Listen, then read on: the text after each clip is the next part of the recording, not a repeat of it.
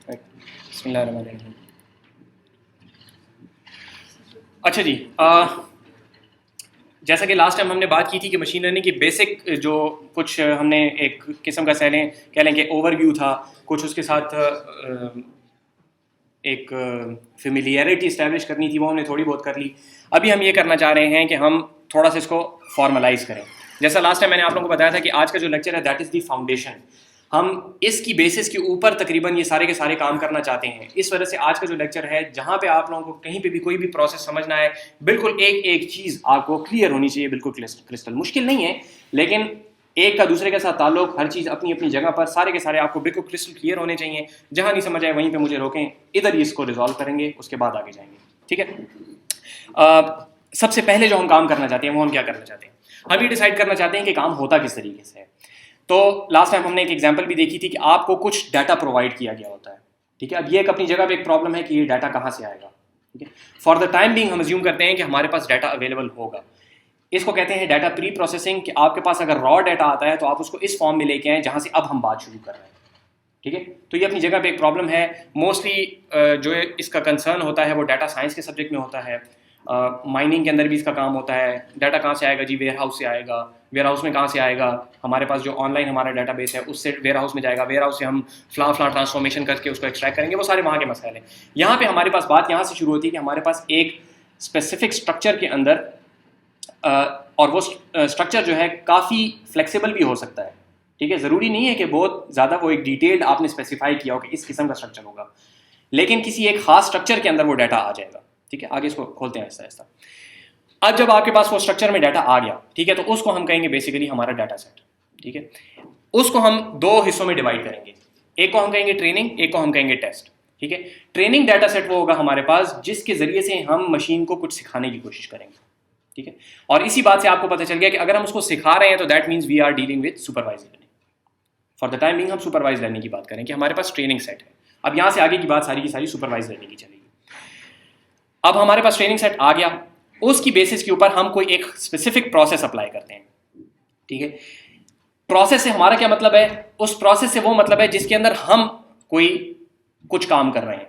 ठीक है, हम मशीन के साथ कुछ इंटरेक्शन कर रहे हैं, कुछ मशीन को बता रहे हैं, कुछ मशीन से पूछ रहे हैं। मुख्तलिफ किस्म के काम यहाँ पे होंगे प्रोसेस, और इस प्रोसेस को खोलना हमारा एक मकसद होगा। एक एग्जाम्पल हम आज के लेक्चर में भी देखेंगे कि क्या क्या प्रोसेस हो सकता है। ठीक हो गया, जब ये प्रोसेस चल जाता है तो ये आपको एक चीज़ आउटपुट करके देता है। ठीक है, वो जो आउटपुट ये आपको करके देता है दैट इज योर हाइपोथेसिस। ठीक है, और ये हाइपोथेसिस जो है दिस इज ए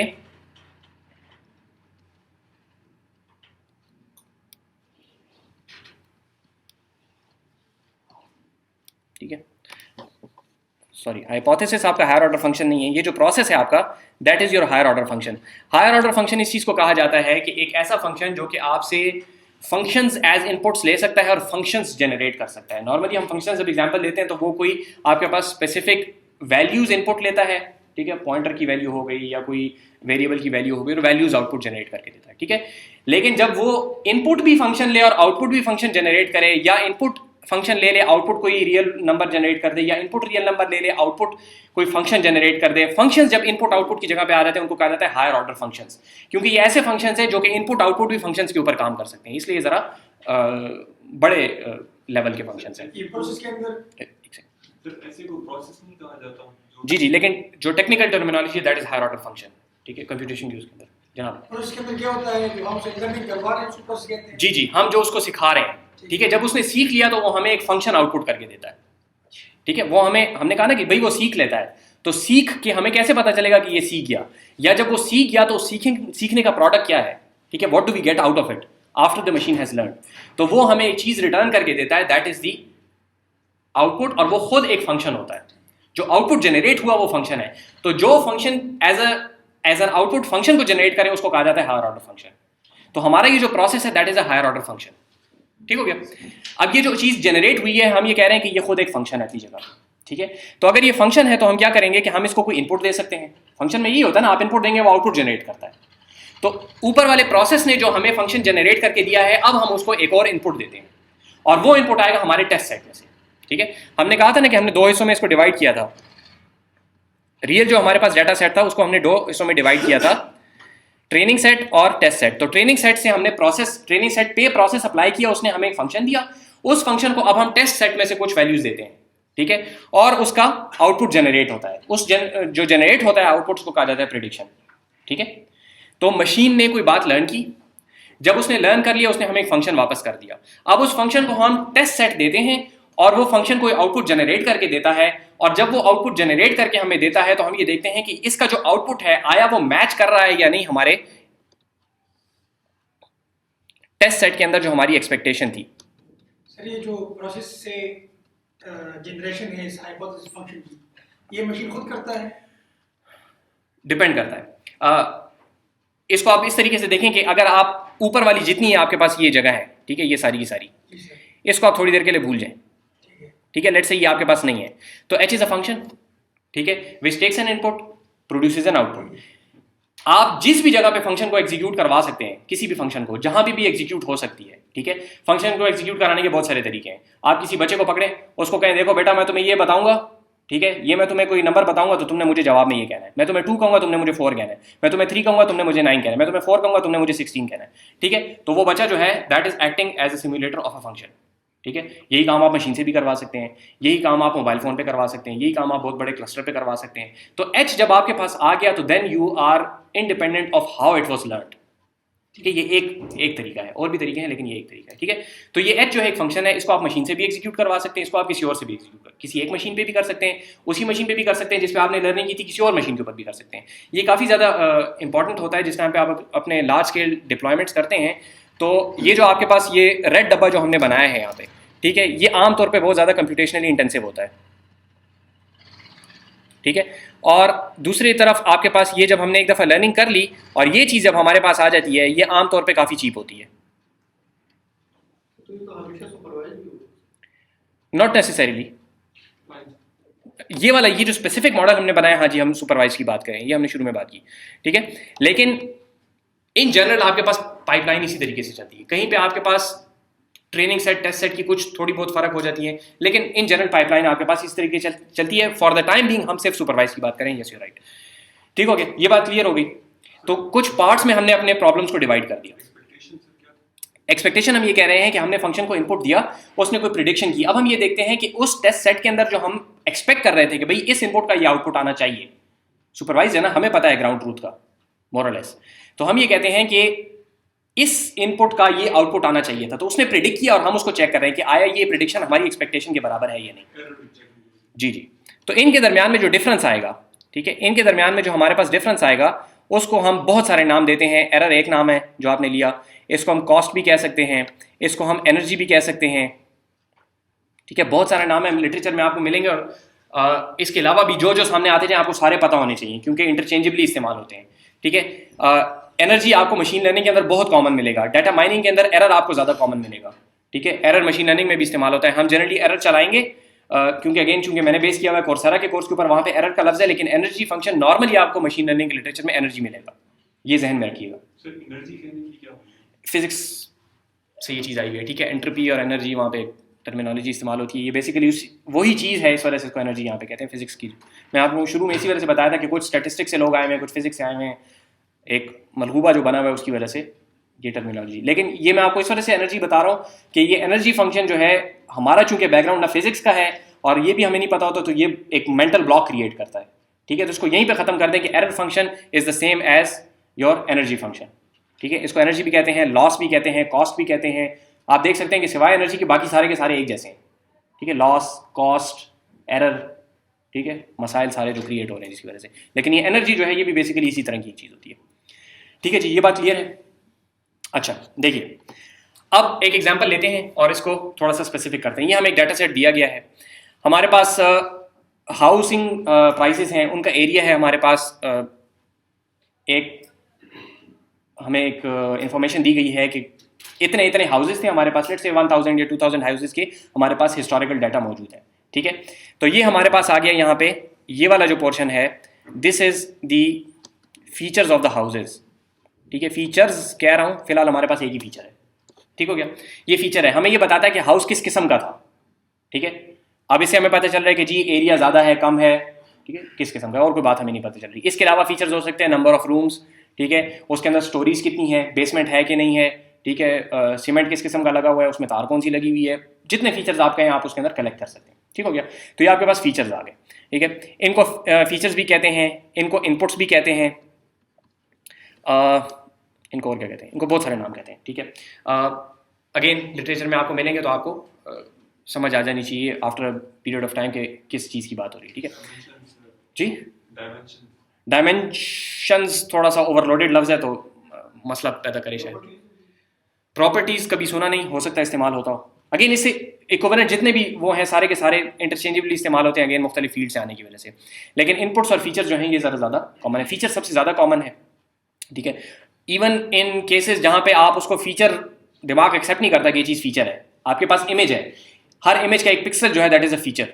ठीक है, तो वहाँ पे तो वो पिक्सल है, it's not really a feature, लेकिन हम उसको भी वहाँ पे फीचर ही कहते हैं। ठीक है, इस तरीके से डिपेंड करता है। बहरहाल यहाँ पे आपके पास इनपुट्स हैं, फीचर्स हैं। हिस्टोरिकली इनको नाम दिया जाता है एक्स का।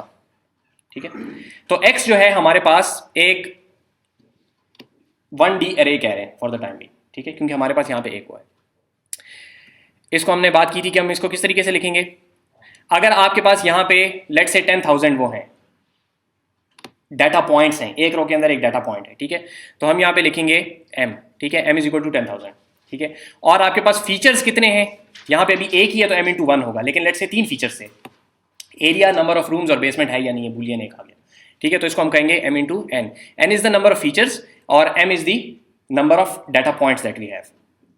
ठीक है, अगेन जी आर ये नोटेशन आप अगर याद करें कि हमने ये बात की थी कि ये एक हमारे पास रियल नंबर की बात है, तो ये हमें बता रहा है कि this is x is going to be a matrix.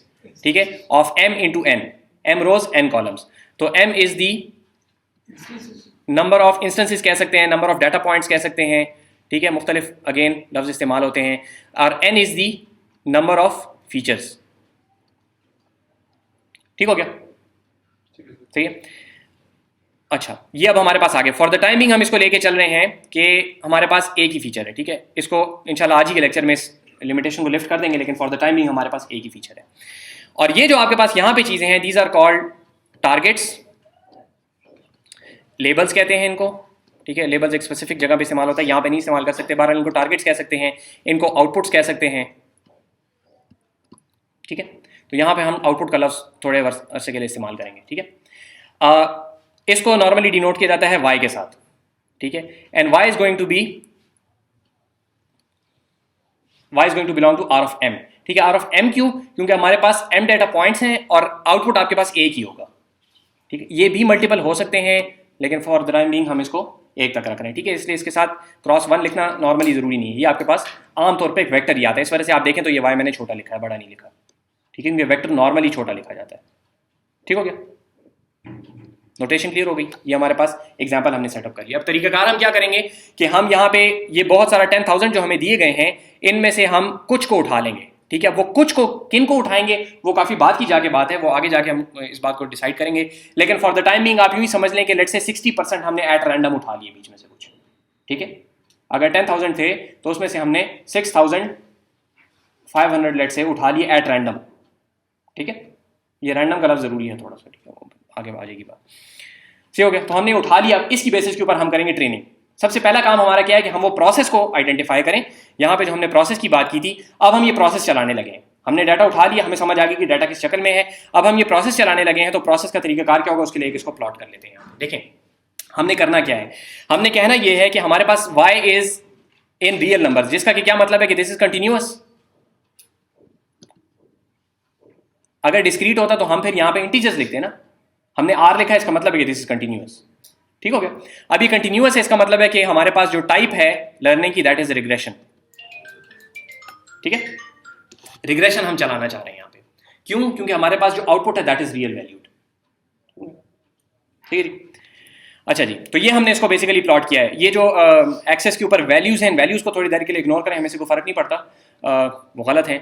मैंने किसी और एग्जाम्पल के लिए बनाई थी, फिर एग्जाम्पल कोई और लिख दी तो उसको इग्नोर करें। बहरहाल ये देखें कि हमारे पास x के ऊपर कोई वैल्यू होगी।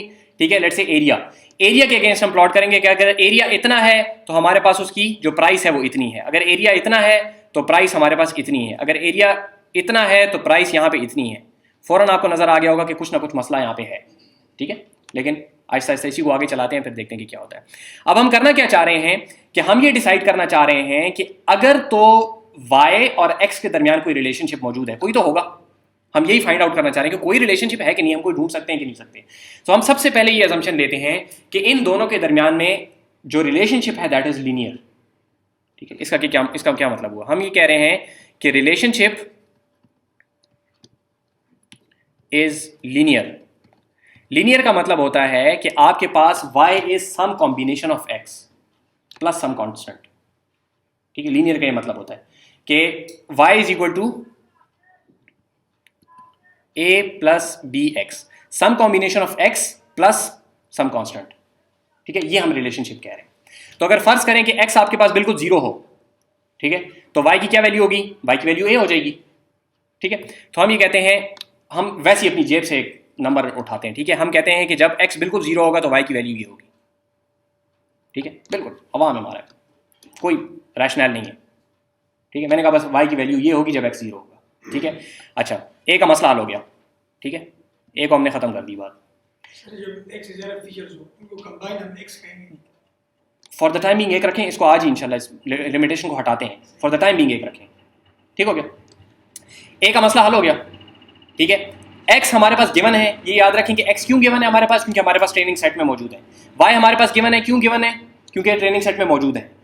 एक कांस्टेंट था और एक b कांस्टेंट था। a को हमने खत्म कर दी बात, अज्यूम कर लिया हमने। b को किस तरह खत्म करेंगे? b पे भी अज्यूम कर लेते हैं। हम कहते हैं कि b की वैल्यू जो है वो भी 0.2 है, कि जब x एक यूनिट इंक्रीज होता है तो y भी y 0.2 यूनिट्स इंक्रीज होता है। बिल्कुल कोई रैशनल नहीं है, ये मत कहें कि कहाँ से सोचा है, मैंने वैसे ही बस मार दी 0.2, ठीक है। तो b को भी हमने खत्म कर दिया। क्या हो गया?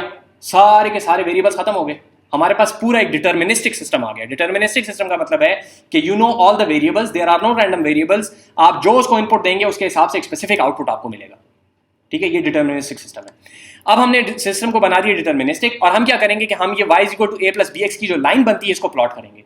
ये मुझे बता दें, आप लोगों को क्लियर है सारों को लाइन किस तरीके से प्लॉट करते हैं, ठीक है।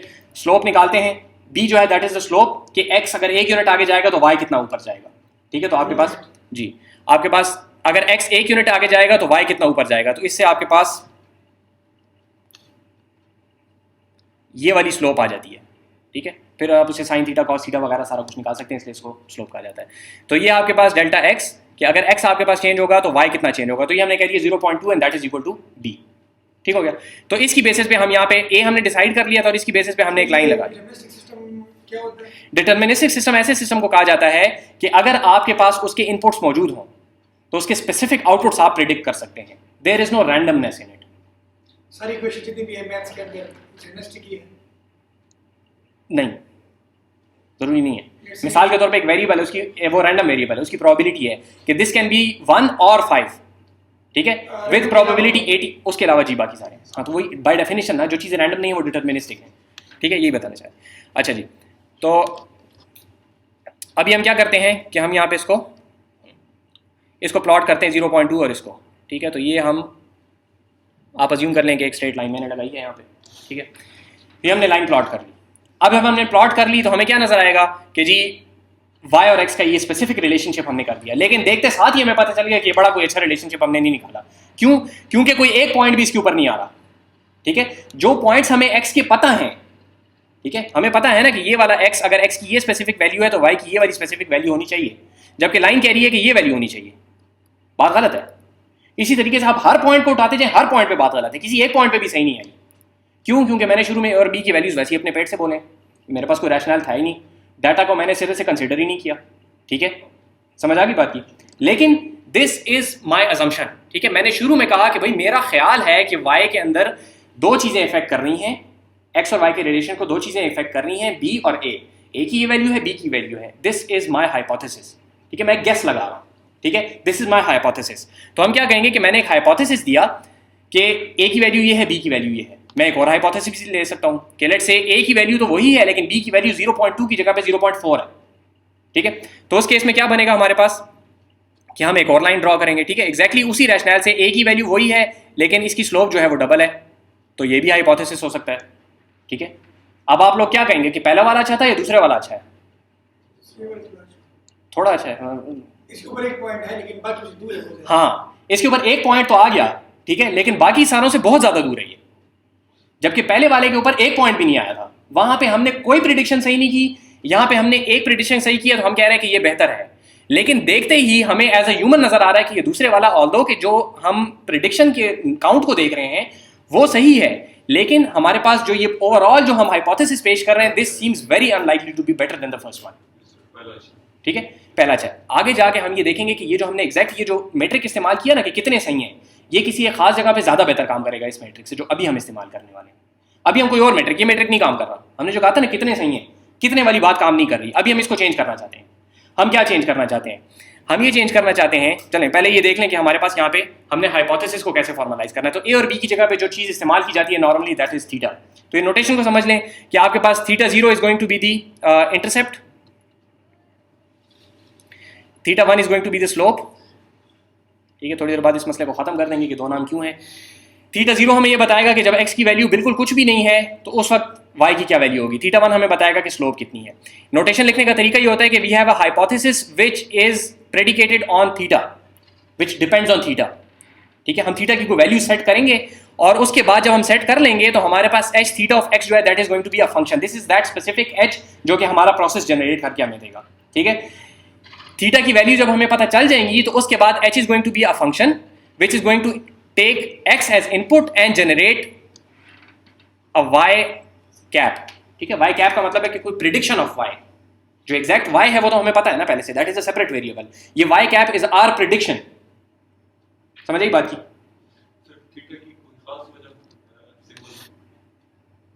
Most probably from statistics। ठीक है, मॉडल के पैरामीटर्स अभी बात करते हैं, वहां पे इसके लिए थीटा इस्तेमाल किया जाता है। ठीक है, सबस्क्रिप्ट 0 और सबस्क्रिप्ट 1 क्यों लगाया? ताकि एक ही हमें लेना पड़े, ए और बी दो अलग अलग ना लेने पड़े। आगे जाके इसको भी थोड़ी सी देर में करते हैं कि ये ज़्यादा जनरलाइज हो सकता है, इस वजह से इसको लिया। तो ये बात समझ आ गई कि हमारे पास थीटा 0 है और थीटा 1 है। इनकी बेसिस पे हम वही काम करेंगे जो कि अभी तक हम करते रहे। ठीक हो गया? अब क्या करना है, हमें ये पता चल गया कि हमारे पास ये जो है दिस इज आवर हाइपोथेसिस। ठीक है, और ये किस चीज़ पर डिपेंड करता है? थीटा 0 और थीटा 1 के ऊपर। ठीक है, एक्स तो फिक्स्ड है ना, ट्रेनिंग सेट में एक्स तो फिक्स्ड है। ये बात याद रखें, जो चीज़ें फिक्स हैं, जो चीज़ें चेंज हो सकती हैं उनको याद रखें, क्योंकि हम उनकी बेसिस के ऊपर काम करेंगे फिर। अब हमने अगर थीटा 0 और थीटा 1 फाइंड आउट कर लिए, अगर, ठीक है, तो क्या मारने के अलावा किसी तरीके से अगर हमने फाइंड आउट कर लिए तो हमारे पास h थीटा ऑफ x आ जाएगा। और अगर वो जो प्रिडिक्शन कर रहा है, अगर वो प्रिडिक्शन हमारी एक्सपेक्टेशन के करीब है तो इसका मतलब है कि थीटास की वैल्यूज अच्छी हैं।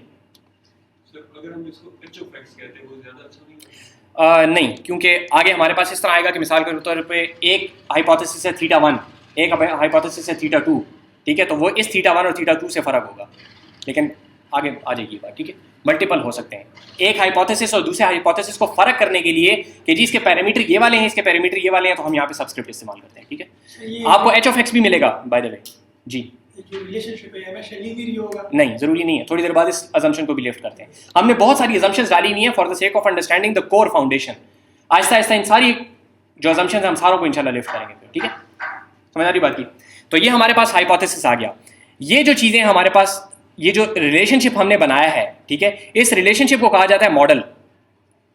ये बेसिकली हमने मॉडल किया है रियल वर्ल्ड के एक प्रॉब्लम को। ठीक है, this is a toy shape, toy example of what the real world looks like. हमने अजम्पशन की है कि लीनियर है, जरूरी नहीं कि लीनियर हो। ठीक है, लेकिन आपने गाड़ी का मॉडल बनाया होता है, जो छोटा सा टॉय गाड़ी होती है उसके अंदर इंजन नहीं होता। आप ये कहते हैं कि भाई ये गाड़ी का मॉडल है, तो बिल्कुल गाड़ी तो नहीं है ना वो। तो इस तरीके से ये जरूरी नहीं कि रियल वर्ल्ड के बराबर हो बिल्कुल, लेकिन it's very close to the real world for the purposes of our prediction. ठीक है, तो दिस इज अ मॉडल। इसके अंदर जो आपके पास यहाँ पे ये दो वैल्यूज आई हैं, इंटरसेप्ट और स्लोप, इनको कहा जाता है पैरामीटर्स। ठीक है, या पैरामीटर्स भी कहते हैं, प्रॉपर प्रोनाउंसिएशन में बहरहाल पैरामीटर्स ऑफ द मॉडल। ठीक है, तो हमारे पास हाइपोथेसिस हो गया, हमारे पास मॉडल हो गया, हमारे पास पैरामीटर्स ऑफ द मॉडल हो गए।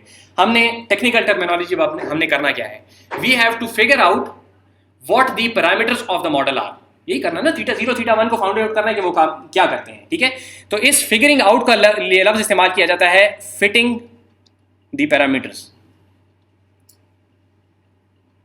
ये आपको याद हो साइकिट लर्न में हमने फिट का एक फंक्शन देखा था, वो एग्जैक्टली यही काम कर रहा था, थीटास की वैल्यूज फाइंड आउट कर रहा था। ठीक है, इसको कहा जाता है फिटिंग द पैरामीटर्स। ठीक हो गया?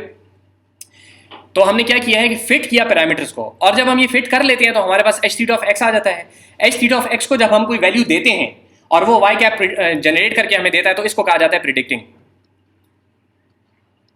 ठीक है, या प्रिडिक्ट, ठीक है, प्रिडिक्टिंग दी आउटपुट या मेकिंग अ प्रिडिक्शन, जिस भी सेंस में आप इसको इस्तेमाल करें। ठीक हो गया जी। तो ये हमारे पास ओवरऑल एक टर्मिनोलॉजी की शेप आ गई। वो इन्फ्रेंसिंग और इन्फ्रेंसिंग का जो एक टर्म, जी जी, इन्फ्रेंसिंग बेसिकली ये फिटिंग जो है वो यहाँ पे आएगी। आप इन्फ्रेंस करते हैं, इसका मतलब है कि you are trying to understand what the data is, ठीक है। और हमारे केस में हमने अंडरस्टैंडिंग को इंतहाई फॉर्मलाइज कर लिया कि understanding means that we can predict what the relationship is in terms of theta 0 and theta 1। This is basically inference, ठीक है। वो जो एआई वगैरह में इन्फ्रेंस का लफ्ज़ इस्तेमाल किया जाता है, यहाँ पे फिट का लफ्ज़ इस्तेमाल करते हैं। इन्फ्रेंस आपको एडवांस मॉडल्स में मिलेगा, लेकिन नॉर्मल लिटरेचर में आपको बहुत कम मिलेगा, ठीक है। मकसद वही है, एग्जैक्ट वही मतलब है। ठीक हो गया जी, सही है, मसला तो नहीं है। अच्छा, अब मसला जो एक थोड़ा सा रह गया नोटेशन के हिसाब से, वो ये रह गया कि यहाँ पे हमारे पास फीचर एक है, सिर्फ एक्स छोटा लिखा हुआ है, जिससे पता चल रहा है कि एक ही है, ठीक है। अगर हमारे पास मल्टीपल फीचर्स होते तो हम पे क्या लिखते कि हर फीचर जो है वो कोई इफेक्ट डाल रहा है वाई के ऊपर। तो theta 0 plus theta 1 x plus theta 2, इसको हमें x2 करना पड़ता है, x1 कर देते, plus dot dot dot theta n x n, ठीक है। ये बात बहुत लंबी हो जाती है, तो हम क्या करते हैं, हम इनको छोटा करते हैं, श्रिंक करते हैं। थीटा है, ये हर एक कंट्रीब्यूशन है, हर एक का अलग अलग होगा, हर एक की अपनी कंट्रीब्यूशन है कि y के अंदर x1 कितना कंट्रीब्यूट कर रहा है, x2 कितना कंट्रीब्यूट कर रहा है, x3 कितना कर रहा है, ठीक है। ये आगे जाके ये मसला आना था, तो नोटेशन वाइज अभी इसको सॉल्व कर देते हैं, बाकी इनको जो एक्चुअल मॉडल में इनका फर्क पड़ेगा वो थोड़ी देर बाद करेंगे, ठीक है। तो इसको सिंपली हम क्या करते हैं, ये तो मैंने इसके ऊपर ही शायद लिख दिया है, लेकिन बहरहाल यहाँ पे देख लें कि हमारे पास h थीटा ऑफ, अब यहाँ पे कैपिटल x हो गया, इसका मतलब है कि this x is a vector now, ठीक है। हम इसको एक वेक्टर देंगे, ठीक है, और यहाँ पे जो आउटपुट जनरेट करके ये देगा, दोबारा यहाँ पे लिख दे तो वहाँ पे शायद नजर ना आ रहा हो, ये अब थीटा भी कैपिटल है, दोनों थीटास के फर्क को देख लें, ठीक है। ये कैपिटल थीटा इस तरह लिखते हैं, दरमियान में एक बात सी होती है, ठीक है। तो कैपिटल थीटा कैपिटल एक्स, यहाँ पे वो सारे सबस्क्रिप्ट जो थे वो खत्म हो गए, क्यों? क्योंकि थीटा और एक्स जो है हमारे पास दोनों वेक्टर्स हैं, ठीक है। तो n डायमेंशनल थीटा है, n डायमेंशनल एक्स है, दोनों को आपस में मल्टीप्लाई करेंगे तो मल्टीप्लिकेशन हम इसी वजह से लास्ट टाइम देख चुके कि हर एलिमेंट इंडिविजुअली मल्टीप्लाई होगा और आखिर में सारे के सारे ऐड हो जाएंगे, ठीक है। तो एक्जैक्टली यही रिलेशनशिप बन जाएगा जो कि यहाँ पे हमने ऊपर लिखा था, लेकिन थोड़ा सा छोटे हमने 3-4 सिंबल्स में लिख लिया इसको। सर ये जो बड़ा थीटा है जी टाइटल बाउंड सिंबल है, हाँ, लेकिन यहाँ ये है एक्चुअली थीटा, वहाँ पे भी इस काम के लिए इस्तेमाल होता है, यहाँ पे इस काम के लिए इस्तेमाल होता है सिंबल, ठीक है। अक्सर आपको पेपर्स मिलेंगे इस तरह के जो कि स्पेसिफिकली मशीन लर्निंग की अच्छी कॉन्फ्रेंसेस से बाहर के हैं। वो क्या करते हैं कि एसवीएम का मॉडल उठाएंगे और अब एसवीएम उन्होंने बेसिकली अपने किसी डाटा सेट पे अप्लाई किया और उसकी कोई प्रेडिक्शन की हुई है, तो अब अगर वो ये लिख दें कि हमने एसवीएम अप्लाई किया तो बाकी पेपर के 6 सफ़े कहाँ से भरेंगे। तो वो क्या करते हैं कि एसवीएम बेसिकली दोबारा एक्सप्लेन करते हैं सारे का सारा, ठीक है। अब उसी सिंबल्स के साथ अगर एक्सप्लेन करेंगे तो हर देखने वाले को पता चल जाएगा कि ये तो एसवीएम एक्सप्लेन कर रहे हैं। तो वो क्या करते हैं, थीटा को कह देंगे कि ये पी है, ठीक है, एक्स को कह देंगे ये जी है, और उसके बाद सारी डेरिवेशन करेंगे तो उसकी शक्ल फर्क हो जाएगी, ठीक है। तो वहां पे आपको ये आइडेंटिफाई करने की जरूरत होगी कि यहाँ पे अब ये सिर्फ सिंबल चेंज कर रहे हैं या आया वाकयातन पी के सेमेंटिक्स थीटा से कुछ फर्क है, ठीक है। ज़हन में रखें जब पेपर पढ़ेंगे। अक्सर पेपर्स में आप लोगों को मसाइल इसी वजह से आएंगे कि उन्होंने अननेसेसरीली नोटेशन को चेंज किया होगा, ठीक है। It's a fact of life, मसला है हमें, तो हमें इसको रिजॉल्व करने की जरूरत है। बहरहाल यहाँ पे अब हमारे पास ये आ गया एक प्रॉब्लम रह गया कि थीटा 0 के साथ यहाँ पे x 0 नहीं था, जबकि अगर आप यहाँ पे थीटा x मल्टीप्लाई करेंगे तो x के भी पहले वाले से ये मल्टीप्लाई होगा ना। थीटा 0 तो x के पहले वाले एलिमेंट से मल्टीप्लाई होगा ना, तो बात तो गलत हो जाएगी। तो हम क्या करते हैं कि यहाँ पे हम एक अजम्पशन ले लेते हैं कि x 0 जो है वो हमारे पास हमेशा सेट करेंगे हम उसको 1 पे, ठीक है। तो यहाँ पे अगर आप एक 1 लिख देना लिखें कोई फर्क नहीं पड़ता, ठीक है। लेट्स से आपने यहाँ पे एक 1 लिख दिया, ठीक है। तो x का इंडेक्स आप देखें पहले भी हमने यहाँ पे 1 से स्टार्ट किया है, और यहाँ पे x 0 जो है दैट इज इक्विवेलेंट टू 1, तो x 0 लिखें या 1 लिखें एक ही बात होगी।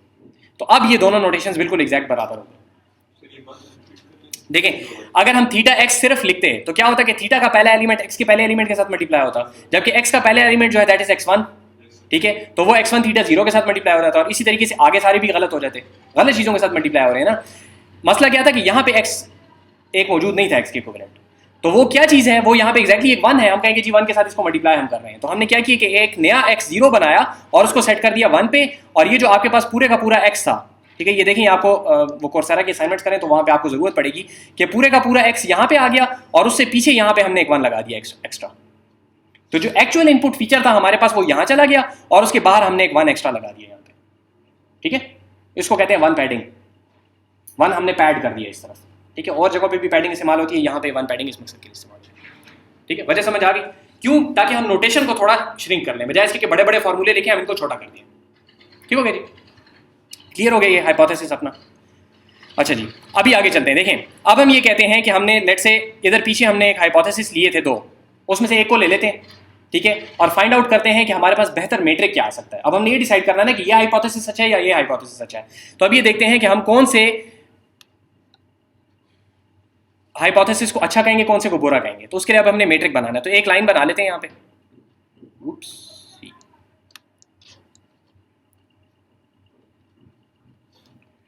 एक लाइन बना लेते हैं।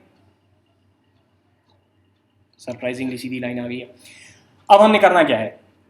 हमने करना यह है कि हम, एक तरीका यह था कि गिने के कितने पॉइंट्स हम सही प्रेडिक्ट कर रहे हैं, that turned out to be not that good. ठीक है, दूसरा तरीका करते हैं। दूसरा तरीका ये करते हैं कि हम ये देखते हैं कि हर पॉइंट के ऊपर हमारे पास गलती कितनी है। ठीक है, दूसरा रंग ले देते हैं, लेट्स से ये। ठीक है, हमारे पास यहाँ पे इस पॉइंट के ऊपर मिस्टेक जो आ रही है वो इतनी आ रही है। ठीक है, हम क्या प्रेडिक्ट कर रहे हैं? वैल्यू ये होनी चाहिए थी, एक्चुअल वैल्यू क्या है? ये। ठीक है, यहां पे हम क्या प्रेडिक्ट कर रहे हैं कि वैल्यू ये होनी चाहिए थी, एक्चुअल वैल्यू क्या है? ये। तो ये हमारा एरर है। ठीक है, ये जरा गौर से देखें यहाँ पे कि ये लाइन वर्टिकली सीधी जा रही है। क्यों सीधी जा रही है? क्योंकि एक्स तो हमने फिक्स कर दिया कि एक्स की वैल्यू जब ये है तो हम ये प्रेडिक्ट कर रहे हैं, और वैल्यू जो मॉडल प्रेडिक्ट कर रहा है वो ये है। ठीक है, इस तरीके से हमारे पास यहाँ पे मुख्तलिफ किस्म के एरर्स आ जाएंगे।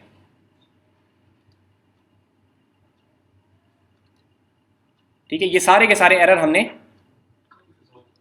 मेजर कर लिए। ठीक है, अब हमारा हाइपोथेसिस के लिए जो हाइपोथेसिस है, ठीक है, वो ये है कि अगर ये एरर्स हम कम से कम कर लें, ठीक है, जितने कम कर सकते हैं, अगर वो हम कम कर लें तो इसका मतलब है कि the model on average is performing fairly well.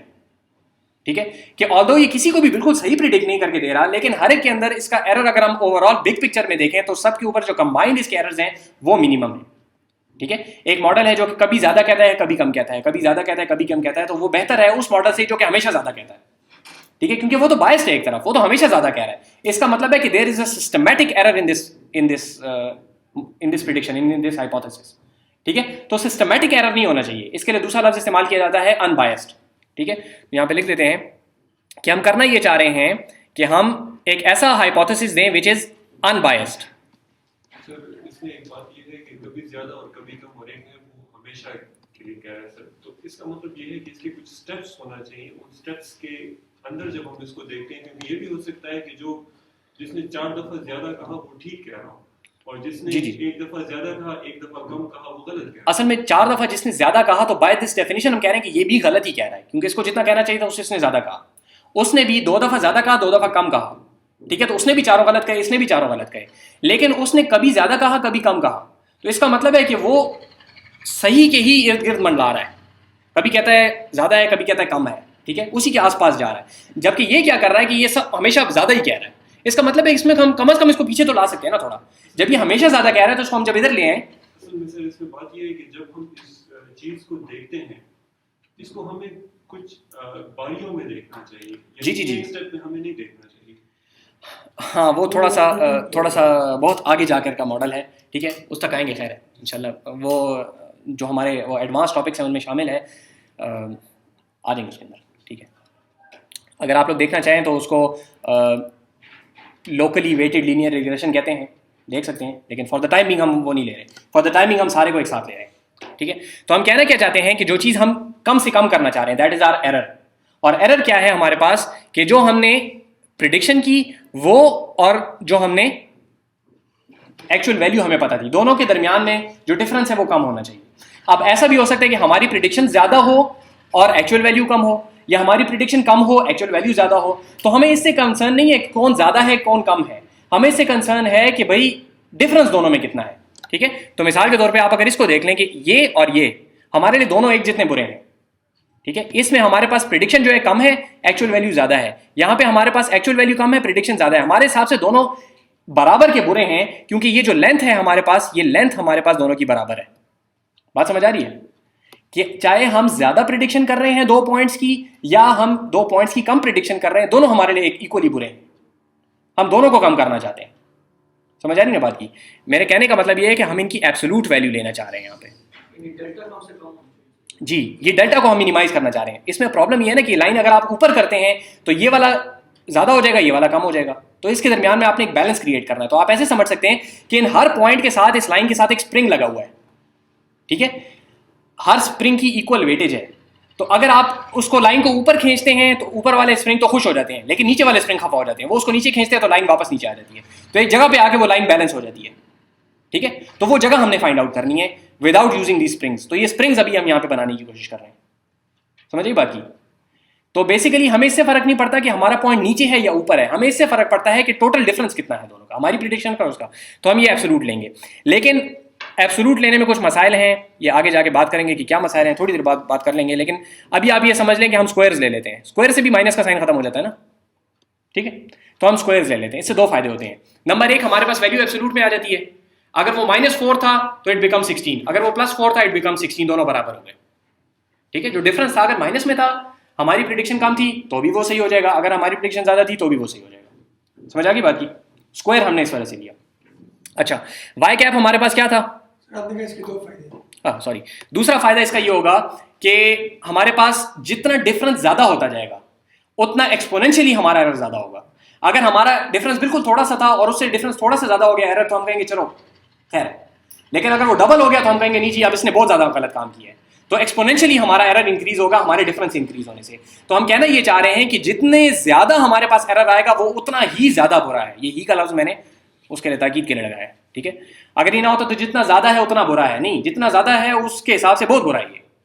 तो एरर क्या होगा, हम कोशिश ये कर रहे हैं कि we are trying to minimize the error, ठीक है। ये दो फायदे, एक और भी फायदा आगे आ जाएगा, ठीक है। तो वाई कैप हमारे पास क्या था कि एच थीटा ऑफ एक्स, ठीक है, माइनस वाई, और इसको हमने कर लिया स्क्वायर, ठीक है। लेकिन ये तो एक पॉइंट का हो गया ना, हमने हर पॉइंट का लेना है। तो हर पॉइंट के लिए जो नोटेशन हम इस्तेमाल कर रहे हैं वो हम ये कह रहे हैं कि वाई ऑफ आई, आई का मतलब है कि आइथ डाटा पॉइंट, ठीक है। ये समझ आई नोटेशन की, आइथ डाटा पॉइंट। तो हमारी prediction on the ith x minus the actual known value of ith y, ठीक है। ये रेस टू द पावर नहीं है, इसी वजह से ब्रैकेट की कोर्सेरा की नोटेशन है, इसलिए कर रहा हूं कि अगर आप उसको रेफर करना चाहें तो साथ साथ कर लें। अक्सर जगहों पे आपको ये आई के ऊपर ब्रैकेट्स नहीं मिलेंगी, अक्सर जगहों पे, ठीक है। कभी कभी ये आई आपको नीचे सुपर सबस्क्रिप्ट में मिलेगा, ठीक है। आपको कॉन्टेक्स्ट से समझना होगा कि डाटा पॉइंट वाला इंडेक्स कहां पर है। यहां पे हमारे लिए अंडरस्टैंडिंग काफी आसान है, तो डाटा पॉइंट का इंडेक्स हमने ऊपर लगा दिया, समझ आ गई। अब ये एरर जो है हमने कैलकुलेट कर लिया, यहां तक बात समझ आ गई कि एरर हमने कैलकुलेट कर लिया, सारों का हमने स्क्वायर्ड एरर ऐड कर लिया, स्क्वायर्ड एरर ऐड कर लिया ना हमने, ठीक है। अभी ऐड नहीं किया, वैसे ऐड कर लेते हैं जी। ये समेशन हमने क्या किया कि आइथ पॉइंट जब 1 से स्टार्ट करेंगे, पहले पॉइंट का एरर, दूसरे पॉइंट का एरर, तीसरे पॉइंट का एरर, चौथे पॉइंट का एरर, सारे के सारे एरर्स हम ऐड कर लेंगे, ठीक है। तो ये समेशन का साइन यहाँ पे आ गया, आई 1 से लेके m तक जा रहा है, m is the number of data points, ये याद रखिए, ठीक हो गया। अब एच थीटा ऑफ एक्स आपको याद है कि वो थीटा ट्रांसपोज एक्स था, वो पीछे बात करेंगे, ठीक है जी, क्लियर है यहाँ तक। अब बात ये है कि अगर हमारे पास 10,000 डाटा पॉइंट्स है तो जाहिर बात है इनका सम ज्यादा होगा, अगर हमारे पास सिर्फ 10 पॉइंट्स हैं तो जाहिर बात है कि इनका सम कम होगा। तो बजाय इसके कि हम टोटल एब्सोल्यूट सम को लें, हम इसकी एवरेज ले लेते हैं, ठीक है। एवरेज लेने से कोई नहीं होगा ना, अगर टोटल ज्यादा थे तो एवरेज भी ज्यादा होगी given the same training set, अगर टोटल कम थे तो एवरेज भी कम होगी। डिफरेंट हाइपोथेसिस को तो कोई फर्क नहीं पड़ेगा ना, उनके दरमियान में तो रिलेशनशिप वैसा ही रहेगा। तो हम क्या करते हैं कि हम इसके ऊपर 1/m लगा लेते हैं ताकि ये मीन निकल आए इनका, ठीक है। टोटल जो एरर था उस टोटल की जगह पे हम मीन एरर निकाल लेते हैं, ठीक है। और सिर्फ एरर नहीं है, स्क्वायर्ड एरर है, ठीक है। इस वजह से इसको कहा जाता है मीन स्क्वायर्ड एरर। इससे क्या फायदा हो जाएगा सर? आते हैं एक मिनट, ये समझ आ गई ना कि हमने एरर निकाल लिए सारों के, और सिर्फ एरर नहीं निकाले, हमने क्या किया कि सारों के एरर ऐड कर लिए, और सारों के एरर ऐड करके हमने उनका एवरेज ले ली, ठीक है। ताकि कल को अगर हमारे पास डाटा सेट लेट से डबल हो जाता है तो हमारा एरर डबल ना हो जाए, एवरेज एरर हमें फिर पता चले, ताकि हम दोनों को आपस में कंपेयर कर सकें, ठीक है। समझ आ रही बात की? तो ये हमने निकाल लिया। यहां पे एक छोटा सा टू लगाते हैं, अक्सर जगहों पे आपको ये कॉन्स्टेंट्स डलते हुए हटाते हुए नजर आएंगे, ठीक है। इसकी वजह ये होती है कि आगे कंप्यूटेशन हमारे लिए आसान हो जाती है, इक्वेशन को सॉल्व करना आसान हो जाता है किसी किसी जगह पे, ठीक है। आप ये देखें कि ये दो हाइपोथेसिस है मेरे पास, ये इसका mean average mean squared error है और ये इसका मीन स्क्वायर्ड एरर है। अगर मैं दोनों को हाफ कर दूं तो इनका रिलेशनशिप तो वही रहेगा ना, ऐसा तो नहीं होगा ना कि ये कम हो जाए वो ज्यादा हो जाए। तो जो ऑर्डरिंग है, ऑर्डरिंग को फर्क नहीं पड़ता किसी कांस्टेंट के साथ मल्टीप्लाई या डिवाइड करने से। ये बात समझ आ रही? या कि हम रिपीटेडली इस्तेमाल करेंगे, इसका भी क्लियर कर लें कि अगर आपने किसी दो चीजों को आपस में कंपेयर करना है, अगर आपको उनकी एब्सोल्यूट वैल्यूज के साथ काम है फिर आप ये काम नहीं कर सकते। लेकिन अगर आपने दो चीज़ों को कंपेयर करना है आपस में तो दोनों को मल्टीप्लाई बाय 2 कर दें, दोनों के अंदर 15 ऐड कर लें, ठीक है। 15 ऐड करने से मसला होगा, लेकिन मल्टीप्लाई बाय 2 से तो उनका रेशियो बिल्कुल फर्क नहीं होगा। रेशियोज है ना, तो दोनों को मल्टीप्लाई बाय 2 कर दें, रेशियो पे कोई फर्क नहीं पड़ता, ठीक है। 1/4 इज इक्वल टू 2/8। तो ऐसा हो सकता है हम यहाँ पे एरर को मिनिमाइज करने की बात करें तो हम अगर 2 पॉइंट्स लें, ठीक जी है, जी, और जब हम उसको स्क्वायर के बगैर लें तो उसमें एरर एक्सपोनेंशियली नहीं है, इसलिए जब वो दो चीजें आती है तो वो करीब करीब आती है, लेकिन उसमें हमें चूंकि स्क्वायर नहीं लिया किसी में वो फर्क नजर नहीं आता, लेकिन जब हम उसका स्क्वायर ले लेते हैं तो उसमें वो फर्क वाज़ेह होता है। जी, ये हो सकता है, ये एक फ़ायदा है इसका, लेकिन इसके कुछ नुकसान भी हैं। सर ये फायदा है, ठीक है हाँ। सर, लेकिन मैं ये कह रहा हूँ सर कि ऐसा हो सकता है कि हम अगर स्क्वायर लें तो उससे दोनों में फर्क है। जी जी, स्क्वायर से फर्क आएगा, मैं मल्टीप्लाई करने का कह रहा हूँ, अभी जो मैं बात कर रहा हूँ मल्टीप्लाई करने का कह रहा हूँ, मल्टीप्लाई या डिवाइड बाय 2। स्क्वायर करने से तो फर्क आएगा, स्क्वायर करने से रेशियो में बिल्कुल फर्क आएगा। 1/4 is not equal to 1/16, square करने से फर्क आएगा। 1/4 इज इक्वल टू 2/8, वो कह रहा हूँ, मल्टीप्लाई करने का कह रहा हूँ। स्क्वायर करने से आ रहा है, लेकिन स्क्वायर को कहते हैं, ये वैसे आप लोगों को टर्मिनोलॉजी पता नहीं इसलिए बता रहा हूँ कि स्क्वायर जो है आपके पास मोनोटोनिक फंक्शन है। अगर आप इसको इनपुट एक दें और दूसरी इनपुट उससे बड़ी दें तो जो आउटपुट आएगा वो पहले वाली इनपुट से बड़ी होगी। मोनोटोनिक फंक्शन कहते हैं ऑलवेज इंक्रीजिंग फंक्शन। अगर आप उसको एक इनपुट दें तो उसकी जो आउटपुट आएगी उसके बाद कोई और इनपुट जो कि उससे बड़ा हो वो दें तो इसकी आउटपुट भी उससे बड़ा आएगा, ठीक है। तो square is a monotonic function कि आपके पास आगे पॉजिटिव्स में स्क्वायर मोनोटोनिक है, बात किसी और तरह चली जाएगी 12। तो स्क्वायर में कुछ और प्रॉपर्टीज़ हैं। यहाँ पे हम सिर्फ ये कह रहे हैं कि मैं यहाँ पे एक 2 लगाना चाह रहा हूँ सिर्फ, ठीक है। वो भी आप लोगों की आसानी के लिए, मैंने इसके साथ कुछ भी नहीं करना, ठीक है। ये तब मोनोटोनिक है जब इनपुट ऑलवेज पॉजिटिव। जी जी जी, वो इसीलिए कह रहा हूँ, बात किसी और तरफ निकल जाएगी फिर, लेकिन ठीक हो गया। ये बात पूरी समझ आ गई। हमने एरर निकाला, हर डाटा पॉइंट का एरर जो है समेशन की, समेशन से टोटल डाटा साइड के फर्क होने से हमारे पास चूंकि कंपैरेटिव ना रहते वो दोनों, तो हमने उसकी एवरेज ले ली। चूंकि हमने एवरेज ले ली स्क्वायर्ड ऑफ एरर की, इसलिए इसको कहा जाता है मीन स्क्वायर्ड एरर। जनाब सवाल नहीं? अच्छा सर मीडियन स्क्वायर एरर भी तो हो सकता है। इसके अलावा बहुत सारे आपके पास एरर के तरीके हैं, ठीक है। मैं 2-3 आपको इंशाल्लाह जब ये हम डिस्कशन पूरी कर लें 2-3 बता भी दूंगा, लेकिन आसान अल्फाज में this is basically what machine learning is all about. कौन से एरर फंक्शंस हो सकते हैं, ठीक है। अब ये याद रखें, इसको कॉस्ट फंक्शन भी कहते हैं, इसको एरर फंक्शन भी कहते हैं, इसको लॉस फंक्शन भी कहते हैं, इसको एनर्जी फंक्शन भी कहते हैं। ये आप जब तक मशीन लर्निंग पढ़ते रहेंगे ये आपको सबसे पहली चीज़ ये आइडेंटिफाई करनी होगी कि हमारा एरर फंक्शन क्या है, एनर्जी फंक्शन क्या है, लॉस फंक्शन क्या है। जो नया मॉडल खोलेंगे वहाँ पे आपको पहली बात ये पता करनी पड़ेगी कि इसका एरर फंक्शन है क्या या कैलकुलेट कैसे होता है, ठीक है। यहाँ पे जो हम इस्तेमाल कर रहे हैं, जो हम कॉन्सेप्ट को समझने की कोशिश कर रहे हैं, हम मीन स्क्वायर्ड एरर को समझने की कोशिश कर रहे हैं। अब एक रैशनल तो मैंने आपको ये बता दिया, मेरे पास इस बात की क्या वजह है कि ये एक अच्छा रैशनल है, मीन स्क्वायर्ड एरर मैं क्यों इस्तेमाल कर रहा हूँ, ठीक है। इंशाल्लाह जब हम कुछ 2-3 तफसीलात देख लेंगे उसके बाद फिर हम इस एरर फंक्शन को फ्रॉम स्क्रैच प्रोबेबिलिटी की बेसिस के ऊपर रीड इंजीनियर करेंगे, ठीक है। हम ये कहेंगे कि भाई प्रोबेबिलिटीज क्या कहती हैं रियल वर्ल्ड की और उनकी बेसिस के ऊपर ये फंक्शन कहाँ से आता है, ठीक है। आगे जाके इंशाल्लाह तफसील से आएगी। मैं ये डिनोमिनेटर में 2 यूज नहीं करता, कोई नुकसान तो नहीं होगा? नहीं यूज ना सर इसका एक रैशनल ये हो सकता है कि चूंकि हम एरर को रिड्यूस कर एरर के बेस पे हम कर जी, जी, जी। इसीलिए बेहतर होगा, लेकिन ये रैशनल से कोई इसकी हाँ इसके पीछे कोई आपके पास वो नहीं है, फाउंडेशंस नहीं है, ठीक है। तो वो फाउंडेशंस इंशाल्लाह आगे आ जाएंगी। यही कह रहा हूँ कि इसके ऊपर फॉर द टाइम बीइंग आपको ट्रस्ट करना पड़ेगा कि this is a good function and it works well, ठीक है। In most of the cases it works really well because of the underlying rational. ऐसे केसेस को हम ऐसी बात को हम हाइपोथेसिस कहेंगे। जी ये अभी हमारे पास एक हाइपोथेसिस है। हाइपोथेसिस हमारे पास एक्चुअली क्या है कि थीटा की जो वैल्यूज है वो हाइपोथेसिस है, ठीक है। और यहाँ पे ये बात एक हाइपोथेसिस है कि ये हमारा एरर फंक्शन है, लेकिन इस हाइपोथेसिस को हम नहीं टेस्ट कर रहे फिर, ठीक है। वो बात की बात है। ये 2 की समझ नहीं है। देखिए ये 2 आप चले फिलहाल छोड़ दें, मैं थोड़ी देर बाद समझाता हूँ, ठीक है। थोड़ी देर बाद जब इसका मकसद आ जाएगा ना कि मैंने यहाँ क्यों डाला वहाँ समझा दूंगा फिर, ठीक है। 2 फिलहाल सब एवरेज तक तो समझ आ गई ना कि एवरेज हम निकालनी है। अच्छा जी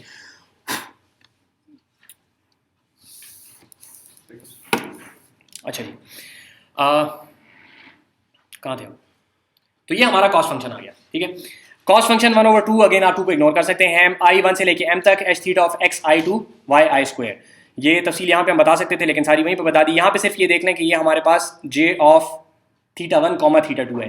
ये थीटा 1 थीटा 2 तो आगे इक्वेशन में कहीं पे इस्तेमाल ही नहीं हो रहे, यहाँ पे क्या करना है? अगर हम वेक्टर यूज कर रहे हैं, जी थीटा यूज करते हैं, कैपिटल थीटा, जी जी, उसके अंदर लेकिन मैं ये कह रहा हूँ ना कि j is a function which takes as input theta 0 और थीटा 1, जबकि इस पूरी इक्वेशन में थीटा 0 और थीटा 1 कहीं पे इस्तेमाल ही नहीं हो रहे, तो ये हम इनपुट ले क्यों रहे हैं इनको? h के अंदर नहीं होगा। जी एच के अंदर ये चीज़ यहाँ पे अंदर इस्तेमाल हो रही है, ठीक है। याद रखें, आगे जाके एक जगह पे हमें ये नजर नहीं आएंगे तो वहाँ पे हमें पता होगा कि एच थीटा का एक स्पेसिफिक मतलब है, ठीक है, कि थीटा की कोई स्पेसिफिक वैल्यूज अगर हम वो सेट कर दें, थीटा 0 और थीटा 1 अगर हम ये सेट कर दें थीटा के अंदर, तो फिर हमारे पास एरर कितना आता है। अगर उनको हम चेंज करेंगे तो ये पूरा एरर हमारे पास चेंज होगा। तो ये मसला हल हो जाता अगर हम ये एच थीटा के नीचे सबस्क्रिप्ट आई लगा देते। यहाँ पे आई नहीं, यहाँ पे हम आई नहीं लगा सकते। यहाँ पे हम आई इसलिए नहीं लगा सकते क्योंकि आई हमारी चल रही है डाटा पॉइंट्स के लिए इंडेक्स। अगर आप ये कह रहे हो कि कोई और लेट से के लगा दे तो के भी हम नहीं लगा सकते क्योंकि पूरा थीटा हम इसको पास करेंगे, जिसके अंदर थीटा 0 थीटा 1 दोनों शामिल है, एक साथ पास करेंगे, वो वेक्टर पास करेंगे हम इसको, ठीक है। अच्छा, इसको जैसा कि बताया कि इसको कहते हैं cost function, loss function, energy function, error function, और भी आपको कोई मिले तो मुझे बता दीजिए, यहाँ पे ऐड करते जाएंगे। अच्छा, ये जो हमने अभी एरर देखा है that is mean squared error. बाकी नाम मैं आपको बता देता हूँ कहीं पे अगर मौका ना मिले तो। एक आपके पास इस्तेमाल होता है हिंज लॉस, ठीक है, ये बहुत ज़्यादा पॉपुलर है। ये बेसिकली मीन स्क्वायर्ड एरर आपके पास इस तरीके से बनता है, स्क्वायर्ड का जो फंक्शन बनता है वो इस तरह बहुत सी शेप बनती है, ठीक है। हिंज लॉस आपके पास इस तरीके का यूं एक शेप बनती है, ठीक है, नीचे से फ्लैट होता है, इस तरह दो स्ट्रेट होती है और नीचे से फ्लैट होता है। एक और बहुत ज़्यादा पॉपुलर मशीन विजन के अंदर बहुत ज़्यादा पॉपुलर मॉडल है रेक्टिफाइड लीनियर यूनिट्स, वो ऐसा एक एरर फंक्शन होता है। तो मुख्तलिफ किस्म के एरर फंक्शंस आगे आते हैं, ठीक है। एक दो और भी हैं लेकिन 12 इस तरह मुख्तलिफ एरर फंक्शंस हो सकते हैं। हम मीन स्क्वायर्ड एरर के ऊपर फिलहाल बात कर रहे हैं। ये वाली इक्वेशन पूरी की पूरी हमें सही समझ आ गई, ठीक है।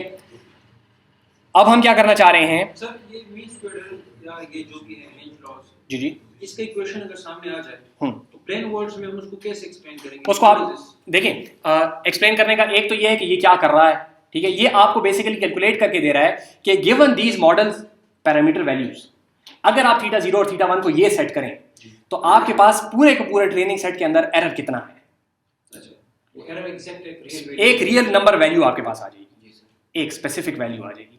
अब आप कहें कि जी मैं थीटा 0 को चेंज करता हूं थोड़ा सा। जब मैं थीटा 0 को चेंज करता हूं तो मेरा ये जो पूरे का पूरा एरर सारे के सारे ट्रेनिंग सेट पे है, आया ये कम होता है या ज्यादा होता है, ठीक है। तो अगर ज्यादा हो रहा है इसका मतलब है कि मैं बुरे की तरफ जा रहा हूं, अच्छे की तरफ नहीं जा रहा। अगर ये कम होता है इसका मतलब है मैं अच्छे की तरफ जा रहा हूं। तो अब आप बजाय इसके कि थीटा 0 थीटा 1 थीटा 2 थीटा 3 इन सारों को अलग अलग दे के किसी एक वेग सी चीजें जो कि आप कंपेयर नहीं कर सकते, अब आपके पास रियल नंबर वैल्यूज हैं which are very easily comparable. आप बड़े आसानी से कह सकते हैं कि मेरा ये मॉडल अच्छा है या ये मॉडल अच्छा है, ये हाइपोथेसिस अच्छा है या ये हाइपोथेसिस अच्छा, मॉडल नहीं सॉरी हाइपोथेसिस, कि ये वाला हाइपोथेसिस बेहतर है या ये वाला हाइपोथेसिस बेहतर है। ये एग्जैक्ट काम अभी हम आगे करने वाले हैं, ठीक है। अब देखें मैंने क्या किया कि थीटा 0 और थीटा 1 की मैंने कोई स्पेसिफिक वैल्यूज देनी। फॉर द टाइम बीइंग यहाँ पे थीटा 0 को हम इग्नोर कर रहे हैं, हम सिर्फ थीटा 1 की वैल्यूज दे रहे हैं। थीटा 0 को इग्नोर करने का मतलब है कि मैंने उसको लेट से सेट कर दिया 1 के ऊपर, तो वो स्लोप में याद रखें कि वो वाई इंटरसेप्ट जो था उसके ऊपर मैंने डॉट लगा दिया है, ठीक है, वो नहीं हिलेगा अपनी जगह से। अब मेरे पास जो फ्रीडम रह गया वो सिर्फ स्लोप को चेंज करने का फ्रीडम रह गया। तो वो लाइन मैं इस तरीके से रोटेट कर सकता हूँ सिर्फ, लेकिन वो 1 से जरूर गुजरेगी, ठीक है, बात क्लियर है ना, ठीक है। तो इसको कहते हैं कि पहले मेरे पास 2 डिग्रीज ऑफ फ्रीडम थी, अभी मेरे पास सिर्फ 1 डिग्री ऑफ फ्रीडम रह गया। पहले मैं 2 काम चेंज कर सकता था, अभी मैं सिर्फ 1 काम चेंज कर सकता हूँ, ठीक है। तो मैंने degree of freedom for the time being थोड़ा सा अपने लिए कम कर दिया ताकि हम इसको प्लॉट कर सकें, ठीक है। तो फर्ज करें कि मैं जो थीटा 1 की वैल्यू है वो रखता हूँ 2 पे, मैं इसको इस इक्वेशन के अंदर डालता हूँ, ठीक है। सारे x सारे y calculation simple straight forward calculation है, मैंने सारों को मल्टीप्लाई किया आपस में, मेरे पास वैल्यू आ गई लेट्स से यहाँ पे 10, ठीक है। तो 2 के ऊपर 10 मैंने प्लॉट कर लिया। सर ये थीटा 0 और थीटा 1 जरा नाम एक दफा बता। जी जी, थीटा 0 इसको अपने सामने रखें ना, theta 0 is going to be the intercept और theta 1 is going to be the slope. Theta 0 को मैंने फिक्स कर दिया, ठीक है, उसको मैं फिलहाल नहीं देख रहा, ठीक है। उससे लाइन ए बी क्यों नहीं कह रहे हैं? सालों में तो मैथ्स में हम ए प्लस बी एक्सपर्ट हो गए। अभी जब इसके बाद हम इसको ज़्यादा करेंगे ना, x1 x2 x3 करेंगे इसको, तो फिर हमें a b c d लेने पड़ेंगे। फिर वहाँ पे ये मसला आ जाएगा कि b कौन सा था, c कौन सा था, d कौन सा था। Sir 1 a 2 a 3 a1 a2 a3 आप ले सकते हैं, लेकिन a कहना और थीटा कहना एक बराबर है ना, तो मैं थीटा कह रहा हूँ। वो असल में लिटरेचर में, यहाँ पे मेरे कहने की वजह तो ये है कि लिटरेचर में आपको थीटा मिलेगा। लिटरेचर में ये लाने की वजह इस वजह से क्योंकि जो पीछे से लोग स्टैटिस्टिक्स से आए उनके लिए a b कहना मुश्किल था, थीटा कहना आसान था, ठीक है। और with a little bit of practice आपको पता चल जाएगा कि a और b में कुछ मसाइल हैं, ठीक है, थीटा वगैरह में वो मसाइल ज़रा कम हो जाते हैं। एक एग्जांपल तो मैं आपको ये दे सकता हूँ कि a हमारे पास अब मैट्रिक्स के तौर पे इस्तेमाल होगा अक्सर जगह पे, ठीक है, कैपिटल A, ठीक है, और छोटा a जो है उसी के किसी एक रो के लिए इस्तेमाल होगा। फिर हम कहेंगे कि अब ए बी क्यों यूज कर रहे हैं। हाँ, फिर आप वहाँ पे कहेंगे कि a b क्यों इस्तेमाल किया, थीटा क्यों नहीं इस्तेमाल किया, x y क्यों नहीं इस्तेमाल किया। तो x यहाँ पे इनपुट फीचर है, ठीक है, तो वो हर उसकी अपनी टर्मिनोलॉजी होती है, लेकिन बहरहाल आप इसको ए कहें, आप इसको थीटा कहें, को फर्क नहीं पड़ता। लिटरेचर में चूंकि थीटा मिलेगा इसलिए हम इसको थीटा लेके चल रहे हैं, ठीक है। शुक्र करें मैं थीटा नहीं कह रहा, उससे ज़्यादा तकलीफ होती है बंदे को शुरू में। अच्छा, तो देखें, जब मैंने θ1 की वैल्यू 2 ली, ठीक है, इस बात को बिल्कुल क्रिस्टल क्लियर करें। अच्छा, यहाँ पे बस ये आपकी मशीन लर्निंग की फाउंडेशन है। यहाँ पे जब मैंने θ1 की वैल्यू 2 ली, उस वक्त मेरे पास इस पूरी इक्वेशन का जो रिजल्ट आया, ठीक है, ये सारे का सारा मैंने प्लॉट किया, जितने भी डाटा पॉइंट्स है सारों को समेशन किया, एवरेज किया, डिवाइड बाय 2 किया, जो कुछ भी किया, आखिर में मेरे पास वैल्यू आ गई 10। मैंने यहाँ पे क्रॉस लगा दिया, ये मेरा एरर आया जब स्लोप थी मेरे पास 2, ठीक है। इसको अगर आप यहाँ पे ले जाएं तो यूं समझें कि ये 2 स्लोप थी, तो ये जब मैंने किया तो इस सारों के एरर जब मैंने ऐड किए तो मेरे पास 2 आ गया, ठीक है। अब मैं क्या करता हूँ, अब मैं क्या करूँगा, मुझे पता नहीं मैं क्या करूँ, मैं कोई और वैल्यू लेता हूँ, ठीक है। लेट से मैं θ1 की वैल्यू लेता हूँ 8, मुझे को पता, मैं वैसे ही लगाऊँ, अभी पता कुछ नहीं है, मैं वैल्यू इसकी लेता हूँ 8, ठीक है। तो जब मैं इसकी 8 वैल्यू लेता हूँ, लेट से इसकी रिजल्ट आ जाता है हमारे पास 11, ठीक है। जब मैंने और ज़्यादा ली तो और एरर मेरा और भी ज़्यादा हो गया। अब क्या मैं इन दोनों के दरमियान में लाइन ड्रॉ करके कह सकता हूँ कि ये एग्जैक्ट इसका वो है, रिलेशनशिप है? नहीं, अभी फिलहाल मैं कुछ नहीं कह सकता, ठीक है। मैं थोड़े से कुछ और भी करता हूँ, ये मैं करना नहीं पड़ता, ये समझने के लिए भी कर रहे हैं। अभी मैं इसकी वैल्यू लेता हूँ 4, तो लेट से मेरा एरर आ जाता है 5 नहीं आ जाता, चलें 3 के ऊपर एरर आ जाता है 5, ठीक है। इसी तरीके से मैं यहाँ पे जब 5 वैल्यू लेता हूँ तो मेरा एरर आ जाता है 2। ये उस स्लोप को ना देखें, उनकी वैल्यूज के हिसाब से शायद गलत होगा, मैं ऐसी ही आपको एग्जांपल्स दे रहा हूँ कि डिफरेंट थीटा की वैल्यूज लेने से मेरे पास एरर का जो आउटपुट आ रहा है वो क्या आ रहा है, ठीक है। जब मैंने 7 वैल्यू ली तो ये आ गई। सर ये जो वैल्यूज हम ले रहे हैं, ये हम मतलब किस डेटा पे ले रहे हैं? किसी पे, मैं वैसे हवा में ले रहा हूँ, तो कोई वजह नहीं है, कोई वजह नहीं है, हाँ कोई वजह नहीं है जी, बिल्कुल कोई वजह नहीं है। आपके जहन में सवाल आ रहा होगा कि मैं 4 के ऊपर ये क्यों लगा रहा हूँ, कोई वजह नहीं है, लेकिन जो मैं y की वैल्यूज लगा रहा हूँ वो एक खास वजह से लगा रहा हूँ, ठीक है। देखें, यहाँ पे मैंने क्या करना था कि θ0 तो मैंने फिक्स कर दिया, तो इट मीन्स के j is only a function of θ1, ठीक है, वो तो कांस्टेंट हो गया, बात खत्म हो गई। θ1 की जब वैल्यू मैं चेंज करता हूँ तो मेरे पास डिफरेंट वैल्यूज आ रही है। ये मुझे बताएं, ये प्लॉट क्लियर हो गया, ये किस तरह बना है, ठीक है, ये किस तरह बना है, ये क्लियर हो गया ना। अब देखिए इसकी जो शेप बनी है, वो शेप आप इस तरीके से देख सकते हैं कि वो बनी है इस तरीके से, एक बॉल शेप। होपफुली मैं इसको थोड़ा सा रीजनेबली बॉल शेप बना लूंगा, नहीं इसको थोड़ा सा बॉल शेप बनाना जरूरी है, इस वजह से मैं इसको बॉल शेप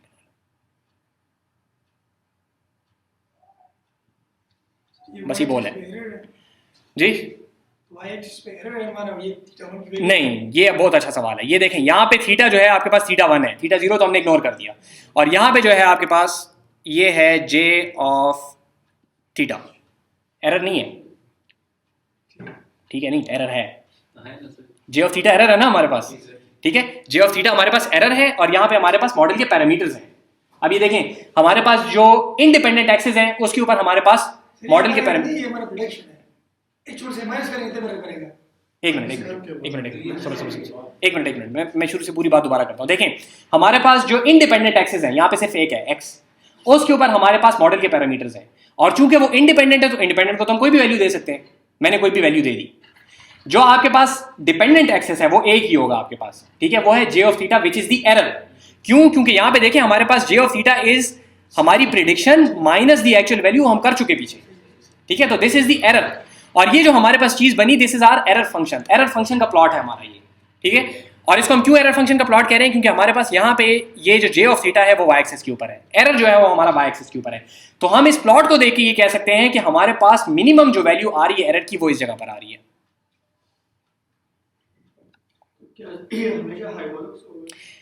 जी, अच्छा सवाल है, क्या ये हमेशा ऐसा ही होगा? नहीं जी, जरूरी नहीं है कि हमेशा ऐसा ही हो, लेकिन अगर आपका error function mean squared error है तो वो हमेशा बॉल शेप्ड होगा, क्योंकि जो ये फंक्शन स्पेसिफिक है ना x minus y whole square, इसकी शेप हमेशा बॉल शेप्ड होती है, ठीक है, ये हमेशा बॉल शेप आएगा, इसकी एक प्रॉपर्टी है। ये वो तीसरी वजह है कि हमने ये क्यों यूज किया, ताकि हम इसको बॉल शेप बना सकें, क्योंकि बॉल शेप के ऊपर हमारे लिए कंप्यूटेशन आसान हो जाएगी। ये भी आगे करते हैं वो कंप्यूटेशन, ठीक है, ये आएगा हमेशा बॉल शेप। हाँ, ये हो सकता है यहाँ पे थोड़े से बनाता हूँ कि कभी वो बॉल शेप इस तरीके का हो, बहुत फ्लैट हो, कभी वो इस तरीके का हो, ठीक है, कभी वो बॉल जो है वो स्क्विश्ड हो एक डायरेक्शन में, कभी दूसरी डायरेक्शन में स्क्विश्ड हो। जब 2D इसको हम कर देंगे तो अभी तो ये 1D है, तो या ये इस तरह बिल्कुल पतला हो सकता है, ये काफी वाइड हो सकता है, ये इधर हो सकता है, उधर हो सकता है, ऊपर हो सकता है, नीचे हो सकता है, लेकिन होगा हमेशा बॉल शेप। क्यों? क्योंकि मीन स्क्वायर्ड एरर का जो फंक्शन है उसकी प्रॉपर्टी है कि वो बॉल शेप हमेशा होता है। सर इसमें एक मसला ये भी होगा कि θ1 के किसी दो वैल्यूज के लिए बिल्कुल बराबर आ सकता है जी, बिल्कुल बराबर आ सकता है सर यहाँ पे हमारे सही पास बात। एरर कम आ रहा है जो नीचे एक्स है, जी। इसमें एरर ज्यादा कहाँ पे आ रहा है? ये एरर यहाँ पे ज़्यादा है, इधर ज़्यादा है, इधर भी ज़्यादा है, इधर थोड़ा कम है, और कम और कम और कम, बहुत कम, फिर ज़्यादा होना शुरू हो गया, ज़्यादा ज़्यादा ज़्यादा ज़्यादा, अभी ज़्यादा ही हुआ जा रहा है। सर एरर ज्यादा होने का अंदाजा सर मतलब किस चीज से, उसके ऊपर इस वाई एक्सेस को देखें ना, वाई एक्सेस एरर है ना, जितना ऊपर है उतना एरर ज़्यादा है। वो वाली मसाइल तो हमने सारे निकाल दिए पीछे से। लाइन सर आपने ड्रॉ की है तो इसलिए इस लाइन को हटा देते हैं, फिर ठीक हो जाएगा। ठीक है, बल्कि इसको भी हटा दें, इसकी भी कोई ज़रूरत नहीं है, इस तक तो हम खुद पहुँचेंगे। ये बेल सी लाइन आपने ड्रॉ की है सर, इसमें कंफ्यूजन जी। ये है कि ये लाइन कितनी एक्स से दूर है और कितने एक्स के करीब है। जी जी, ये वाली जो जगह है इसका आप कह रहे हैं इतना एरर। सर ये देखिए यू शेप की लाइन है सर, जी जी, ये यू शेप की लाइन है। ठीक है सर, और एक्सिस लगे हुए हैं, ठीक है सर, जो एक्सिस है जी points हैं, सर, जी जी, ये जो ऊपर वाला ये axis आपने ये एग्जैक्ट जो इसी लाइन में से गए हैं, ये मुझे बनाने में मसला हुआ है, ये इसी एग्जैक्ट लाइन पे से गए हैं। इन एक्सेस को हम डिलीट कर देते हैं, अभी हमें इसकी कोई ज़रूरत नहीं है। अब ठीक हो गया ठीक ठीक ये एक्सेस हमने इसलिए लगाए थे ताकि हम इसकी बेसिस के ऊपर ये लाइन ड्रॉ कर सके। जब ये लाइन ड्रॉ होगी फिर उसके बाद हमें ज़रूरत नहीं है इनकी, और ये इस लाइन को इग्नोर करें, ये यहाँ पे डस्ट की वजह से आ गई है, ठीक है, इसका मैं जिम्मेदार नहीं। अब इसी हो गया, तो ये हमारे पास एग्जैक्ट पॉइंट्स में से गुजरेगी, इसके ऊपर कोई स्मूथिंग हमने नहीं अप्लाई करनी, इसके ऊपर कोई हम किसी किस्म की अपनी हाइपोथेसिस नहीं लगा रही, एग्जैक्ट उसमें से गुजरेगा, लेकिन ये होगा कॉन्वेक्स, सॉरी बोल शेप, ठीक है। तो इसके लिए मैं लफ्ज इस्तेमाल कर रहा हूँ, ये यहाँ पे लिख देता हूँ, इसको मैं कह रहा हूँ बोल शेप्ड। इसके लिए जो टेक्निकल टर्मिनोलॉजी इस्तेमाल होती है उसको कहते हैं convex. This mean squared error is a convex function. Convex function का मतलब है कि इसके अंदर जो मिनिमम पॉइंट है वो कोई एक होगा, एक से ज्यादा नहीं हो सकते। जब आप एक दफा किसी पॉइंट से ऊपर चले गए, ठीक है, तो वापस आप उसी डायरेक्शन में जाते रहेंगे, डायरेक्शन आप चेंज नहीं कर सकते। मिसाल के तौर पे आपके पास अगर ये एक फंक्शन है, ठीक है, ये भी हो सकता है ना कोई फंक्शन, ठीक है, तो ये फंक्शन कन्वेक्स नहीं है, क्योंकि आप मिनिमम पॉइंट से एक दफा ऊपर गए और फिर उससे वापस आप दोबारा भी नीचे आए, ठीक है। दोबारा देखें कि कॉन्वेक्स का मतलब है कि अगर आप एक दफा किसी डायरेक्शन में जाना शुरू कर देंगे तो आप उसी डायरेक्शन में जाएंगे, ठीक है। टेक्निकली इसकी डेफिनेशन है, सेकंड डेरिवेटिव इसका पॉजिटिव होता है, लेकिन अगर वो नहीं समझ आती तो खैर है। यहाँ पे आपके पास जब मिनिमम पॉइंट आ गया और आप उससे किसी भी डायरेक्शन में इंक्रीज करेंगे तो फिर आप इंक्रीज ही करेंगे, फिर आप वापस दोबारा नहीं आ सकते मिनिमम पे। जब आप ऊपर एक दफा चले गए तो आप अगर वापस नीचे आते तो it means it's a non convex function. तो mean squared error is a convex function, ठीक है, ये बात जरूरी है हमारी इस लोकल मिनिमम का प्रॉब्लम नहीं जी, इसमें लोकल मिनिमा का प्रॉब्लम नहीं है, जिनको पता है तो वो यहाँ पे, ठीक है। इसमें एक ही ग्लोबल मिनिमा होता है, ठीक है, which is equivalent to having single second order derivative. ठीक हो गया, ये हमने प्लॉट कर लिया, ये प्लॉट एग्जैक्टली समझ आ गई कि क्या है, इसकी क्या प्रॉपर्टीज हैं, हम क्या करना चाह रहे हैं इसके साथ, ठीक है। अब प्रॉब्लम ये है कि हम ये एरर फंक्शन जो है बहुत ज़्यादा जगहों पे नहीं निकाल सकते। क्यों नहीं निकाल सकते? कि अभी तो हमारे पास एक θ1 है, लेकिन उस θ1 की वैल्यू आप देखेंगे हमने जब 4 जगह पे चेंज की तो हमें 4 दफ़ा अलग अलग एरर कंप्यूट करना पड़ा। अगर यही θ1 और θ2 भी होते तो फिर 4 इसके और 4 उसके, तो 16 कॉम्बिनेशन हो जाते, हमें 16 कॉम्बिनेशन पे एरर कैलकुलेट करना पड़ता। फिर अगर एक और आ गया तो 4 इसके, 4 उसके और 4 उसके, तो 4 टू द क्यूब। तो ये एक्सपोनेंशियली से भी ज्यादा, ये पता नहीं इसको क्या कहते हैं, ये इतना ज्यादा तेजी से इंक्रीज हो रही है। जितनी आपके पास डायमेंशन ज्यादा होंगी तो उतनी ज्यादा आपकी कंपटीशन जो है वो ज्यादा मुश्किल होती जाती है, ठीक है, समझ आ रही है। तो हम हर पॉइंट के ऊपर ये कैलकुलेशन नहीं कर सकते। अगर हम कर सकते तो फिर तो बड़ी आसान सी बात थी कि जो मिनिमम आ गया बस वो हमारा मिनिमम एरर है, बस उसको इस्तेमाल करो, वो हमारा हाइपोथेसिस है, एवरीथिंग इज फाइन। समझ आ रही ना बात की। हम ये मिनिमम पॉइंट निकाल नहीं सकते, इशू ये है। क्यों नहीं निकाल सकते? क्योंकि हमारे पास जब इनपुट फीचर्स बहुत लार्ज हो जाते हैं तो उस टाइम पे ये मिनिमम पॉइंट निकालना हमारे लिए कंप्यूटेशनली फीजिबल नहीं रह जाता। ये जो मैं भी क्लास के शुरू में बात कर रहा था कि मैथमेटिक्स आपको यहाँ पे लाके कहती है कि ये आपकी इक्वेशन है एंड दैट्स गुड इनफ, ठीक है, लेकिन कंप्यूटर साइंस में दिस इज नॉट एप्लीकेबल, क्योंकि हम इसके जरिए से कोई रियल वर्ल्ड प्रॉब्लम सॉल्व नहीं कर सक रहे, ठीक है। इसको अब हमने बनाना है कंप्यूटेशनली फीजिबल। तो अब यहाँ पे हम इसके ऊपर को मसले का हल निकालेंगे, ठीक है। वो मसले का हल निकालने की कोशिश करते हैं, देखें शायद हल हो जाए। सर एक छोटी सी बात, जी जी लीनियर रिग्रेशन सोशल साइंसेज वाले अक्सर ये एसपीएसएस वगैरह जो यूज करते हैं, जी जी जी, तो वो जितना भी सर्वे करते हैं डेटा एसपीएसएस वगैरह में डालते हैं, लीनियर रिग्रेशन उनके पास वो असल में बेसिकली आखिर में यही एग्जैक्ट इक्वेशन अप्लाई करते हैं, ठीक है, और वो निकालते हैं। लेकिन मसला ये है कि जब उनके 2 वेरिएबल्स हो जाते हैं ना तो पहले तो वो एग्जाम में सवाल देते नहीं है, क्योंकि वो कर नहीं सकता, फिर वो खुद भी नहीं करते, उनको एसपीएसएस में डालना पड़ता है।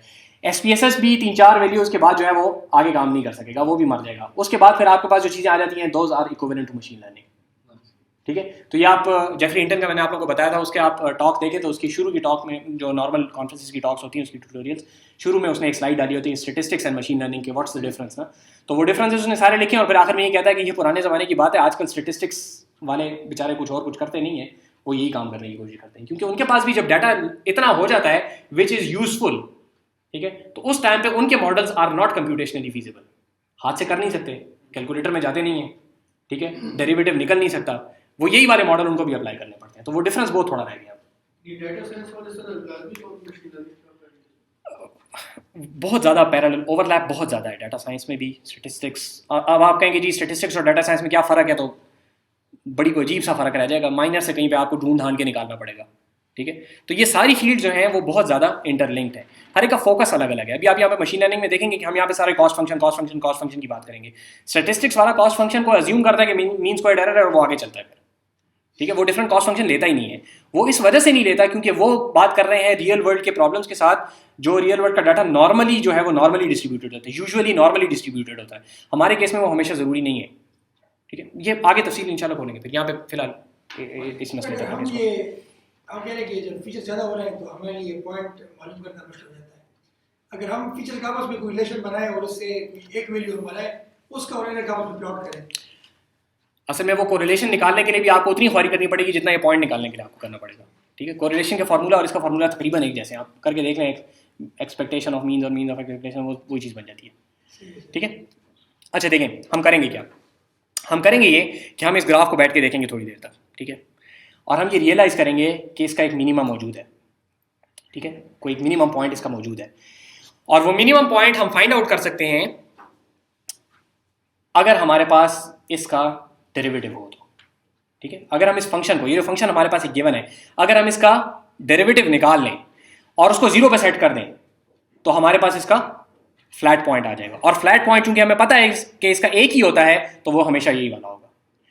दोबारा सुनिए, अगर हम डेरिवेटिव निकाल लें, ठीक है, अगर हम निकाल लें डेरिवेटिव और डेरिवेटिव निकालने के बाद उस डेरिवेटिव को 0 पे सेट कर दें तो हमें ये पता चलेगा कि थीटा 0 और थीटा 1 की एग्जैक्ट कौन सी वैल्यूज होंगी जिनको ये हमें स्पेसिफिक वैल्यू देगा।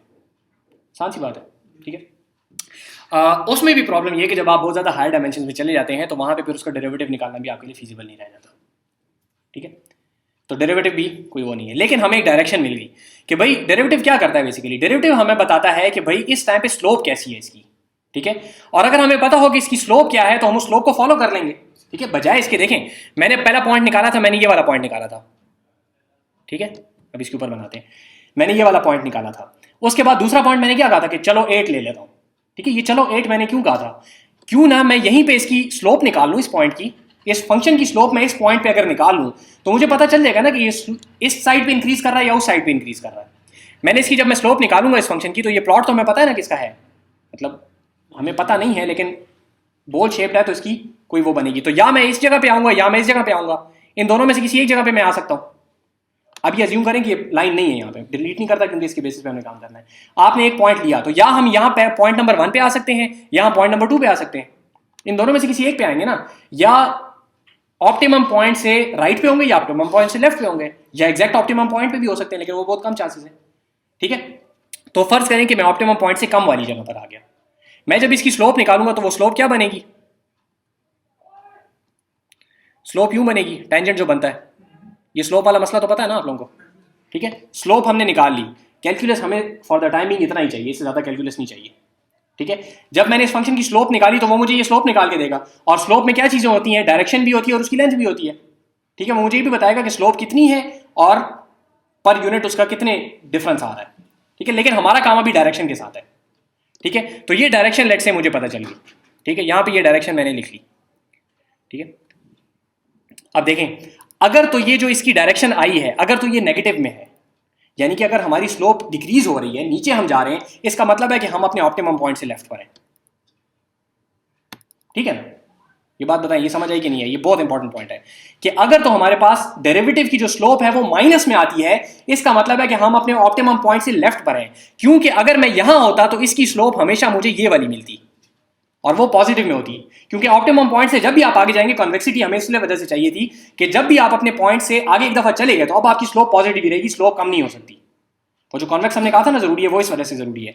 तो यहाँ पे अगर हम हैं तो हमें हमेशा स्लोप माइनस मिलेगी अगर हम लेफ्ट पे हैं, और अगर हम इससे राइट पर हैं तो हमें हमेशा स्लोप जो है वो पॉजिटिव में मिलेगी।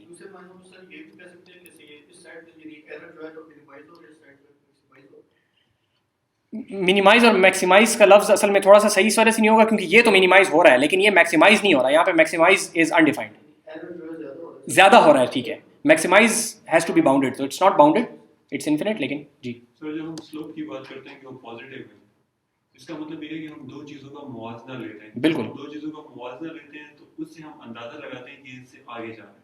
तो इसका हम मुवाजना किस चीज के साथ लें? इसका मुवाजना मैं आपको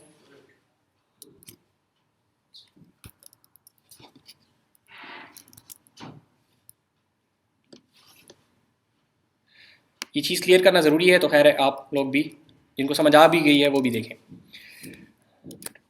देखें, आपके पास एक फंक्शन है, लेट्स से ये फंक्शन है, ठीक है। डेरिवेटिव आप किस तरीके से निकालते हैं? लेट्स से इस पॉइंट पे डेरिवेटिव आपने निकालना है।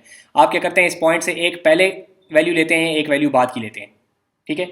आप इसके ऊपर डेल्टा एक्स कैलकुलेट करते हैं, आप डेल्टा वाई कैलकुलेट करते हैं, ठीक है। Delta y by delta x करते हैं, आपके पास स्लोप आ जाती है, ठीक है। लेकिन प्रॉब्लम ये है कि ये दोनों पॉइंट्स आपको अगर पता हो तो फिर बात है ना, ये पॉइंट तो हमारे पास है नहीं, हमने तो एक पॉइंट दिया है।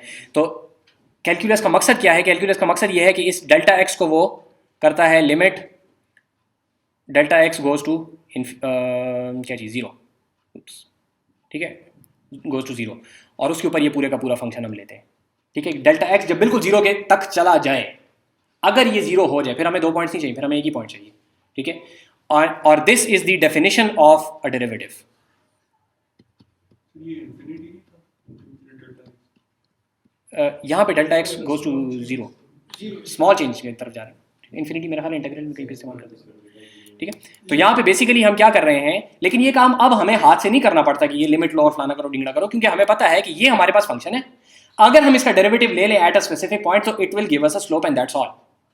We don't have to go into the details of that, ठीक है। ये बात हमें पता है कि given a function and given an evaluation point, if we take the derivative of that function at that evaluation point, then we know what the slope is at that point without having to calculate a point further in time and a point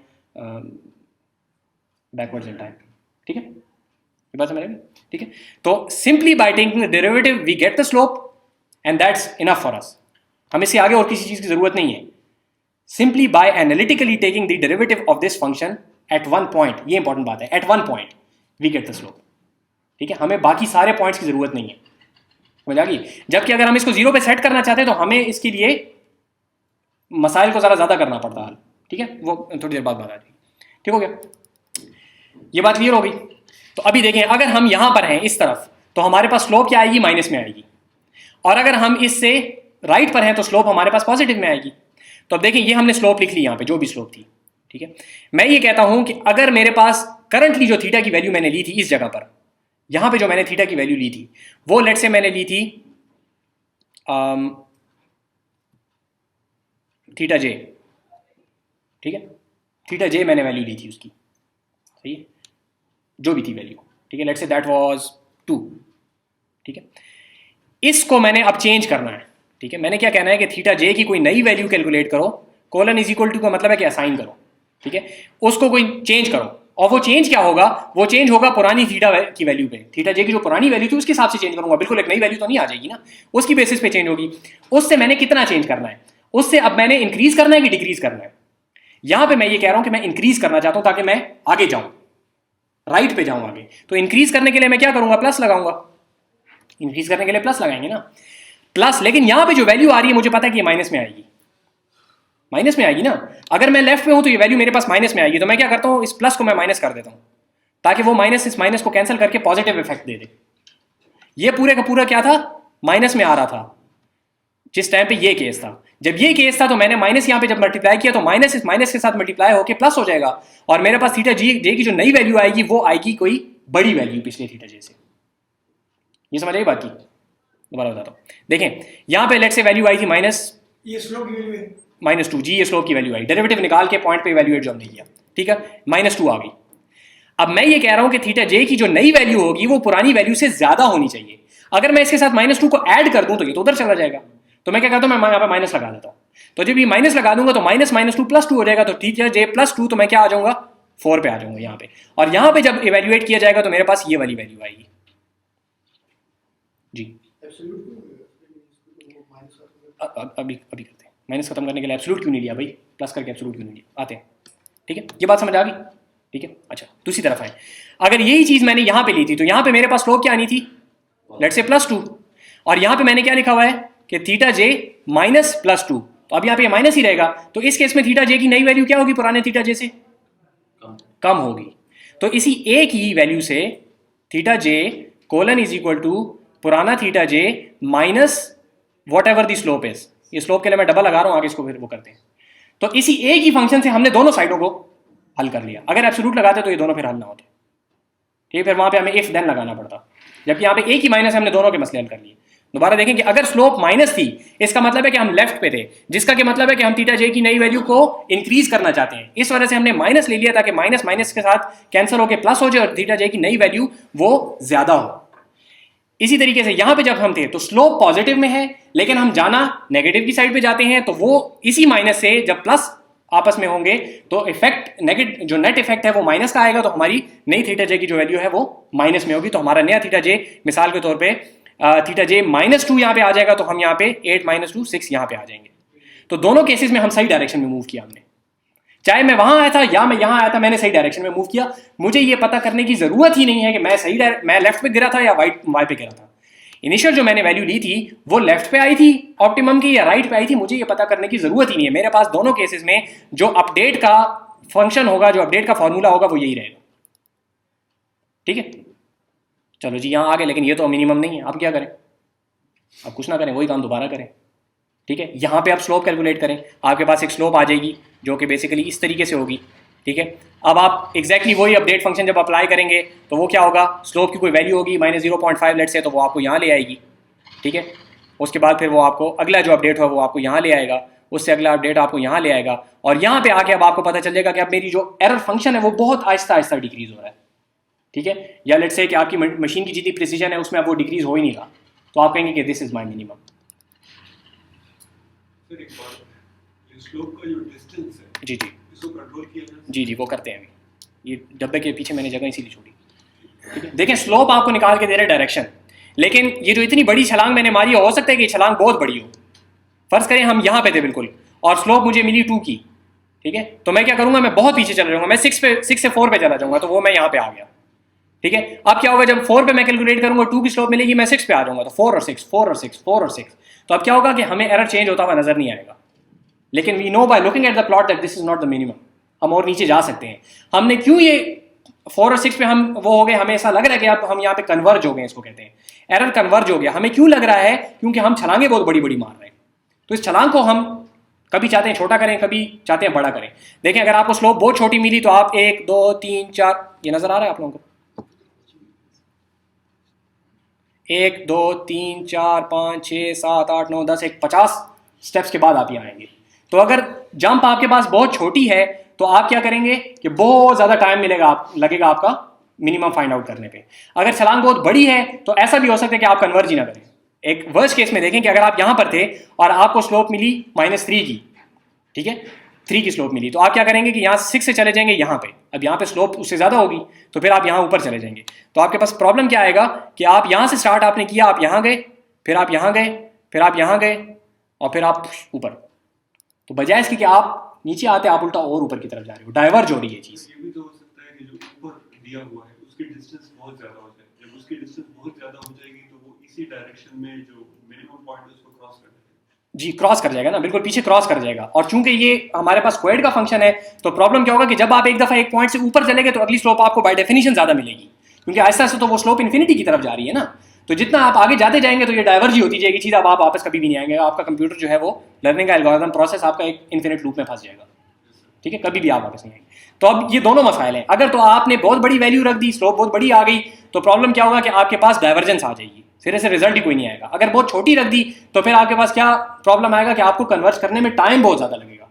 ठीक है, तो इन दोनों को control करने के लिए आपके पास यहाँ पे एक पैरामीटर लगाया जाता है अल्फा का। ठीक है, अल्फा का क्या मतलब है कि जो भी स्लोप आए उसको हम इस अल्फा के साथ मल्टीप्लाई करेंगे। तो लेट्स से अल्फा की वैल्यू हमने रख दी 0.1 और स्लोप आ रही थी हमारे पास 2, तो 2 को हमने मल्टीप्लाई किया 0.1 से, तो होगी वो 0.2। ठीक है, 0.2 होगी। ठीक है, 0.2। तो अब जो हमारी जंप यहाँ से 4 से 6 पे जा रही थी वो 4 से 6 पे नहीं जाएगी, वो काफ़ी कम जगह पर आएगी। ठीक है, समझ आ रही बात की? तो इस अल्फा के जरिए से वो जो डाइवर्जेंस और स्लो कन्वर्जेंस का दोनों प्रॉब्लम्स थे उन दोनों को हम कंट्रोल कर सकते हैं। लेकिन अब प्रॉब्लम क्या हुआ कि स्लोप से उठ के वो मसला आपके अल्फा में आ गया। अगर आपने अल्फा बहुत बड़ा रखा हुआ है तो डाइवर्जेंस आ जाएगी, अगर अल्फा आपने बहुत छोटा रखा हुआ है तो स्लो कन्वर्जेंस होगी। लेकिन एटलीस्ट अल्फा हमारे कंट्रोल में, स्लो तो हमारे कंट्रोल में नहीं थी, वो तो डेरिवेटिव है एट दैट पॉइंट, जो आया वही होगा। लेकिन अल्फा अब हमारे कंट्रोल में है। लेकिन ये प्रॉब्लम्स आपके जहन में होने चाहिए कि अल्फा की वैल्यू अगर आप बहुत बड़ी रखते हो तो भी बुरा हो सकता है, अगर छोटी रखते हो तो भी बुरा हो सकता है। समझ आ रही ना बात की? ठीक है, समझ आ रही? अच्छा, तो ये हमारे पास यहाँ पे एरर को मिनिमाइज करने का तरीका है when you have only one x1। ठीक है जी, इसमें मुझे सवाल हो तो कोई बताएं।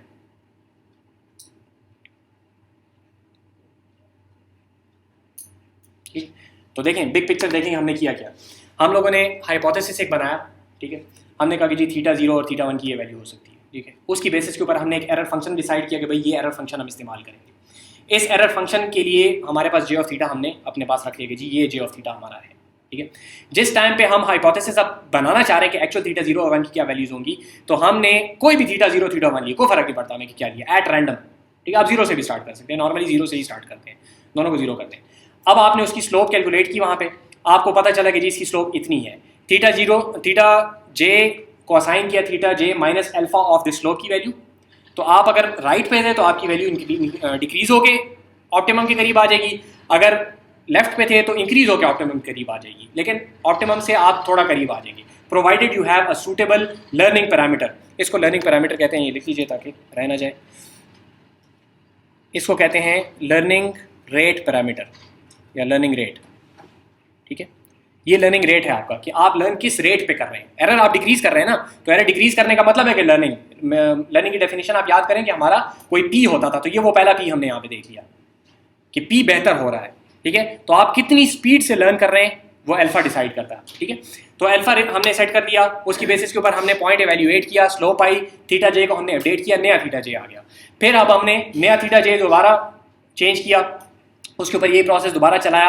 हम चलाते गए यहाँ तक कि हमें पता चला कि अब हमारे थीटा जे की वैल्यूज चेंज नहीं हो रही, या एरर की वैल्यूज अब हमारे पास चेंज नहीं हो रही।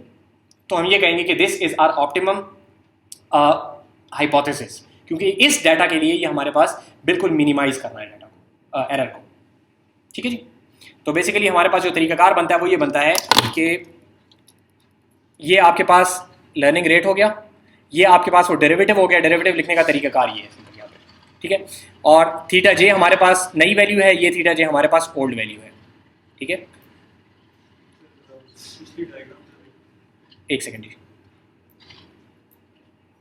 और ये हमारे पास यहाँ पे डेरिवेटिव है, ठीक है। डेरिवेटिव कह लें, स्लोप कह लें जी। कौन सी डायग्राम?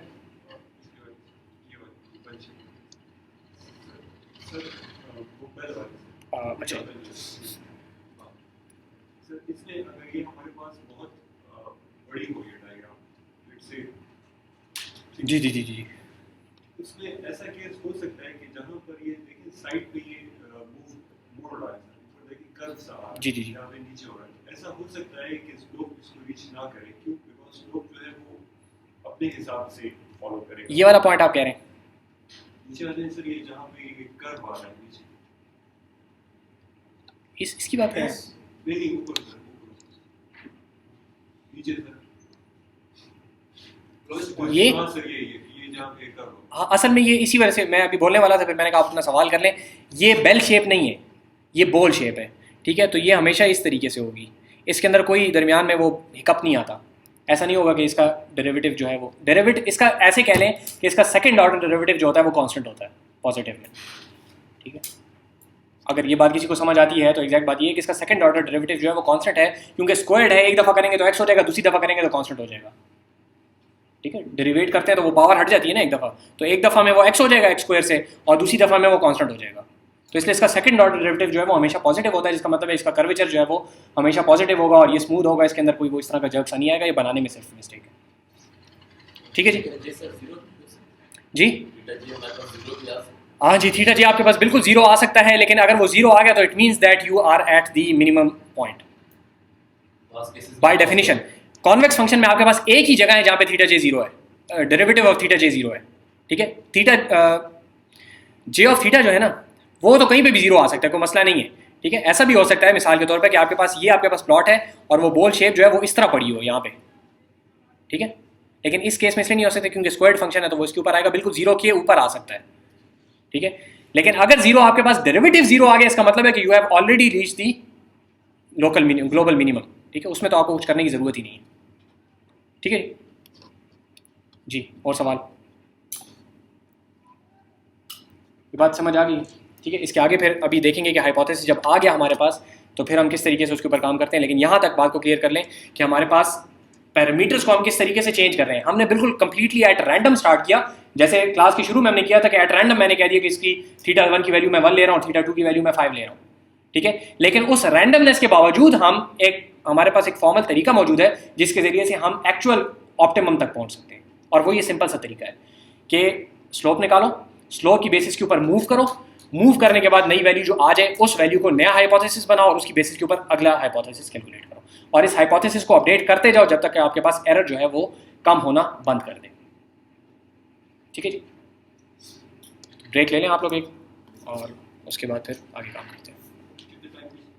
15 मिनट्स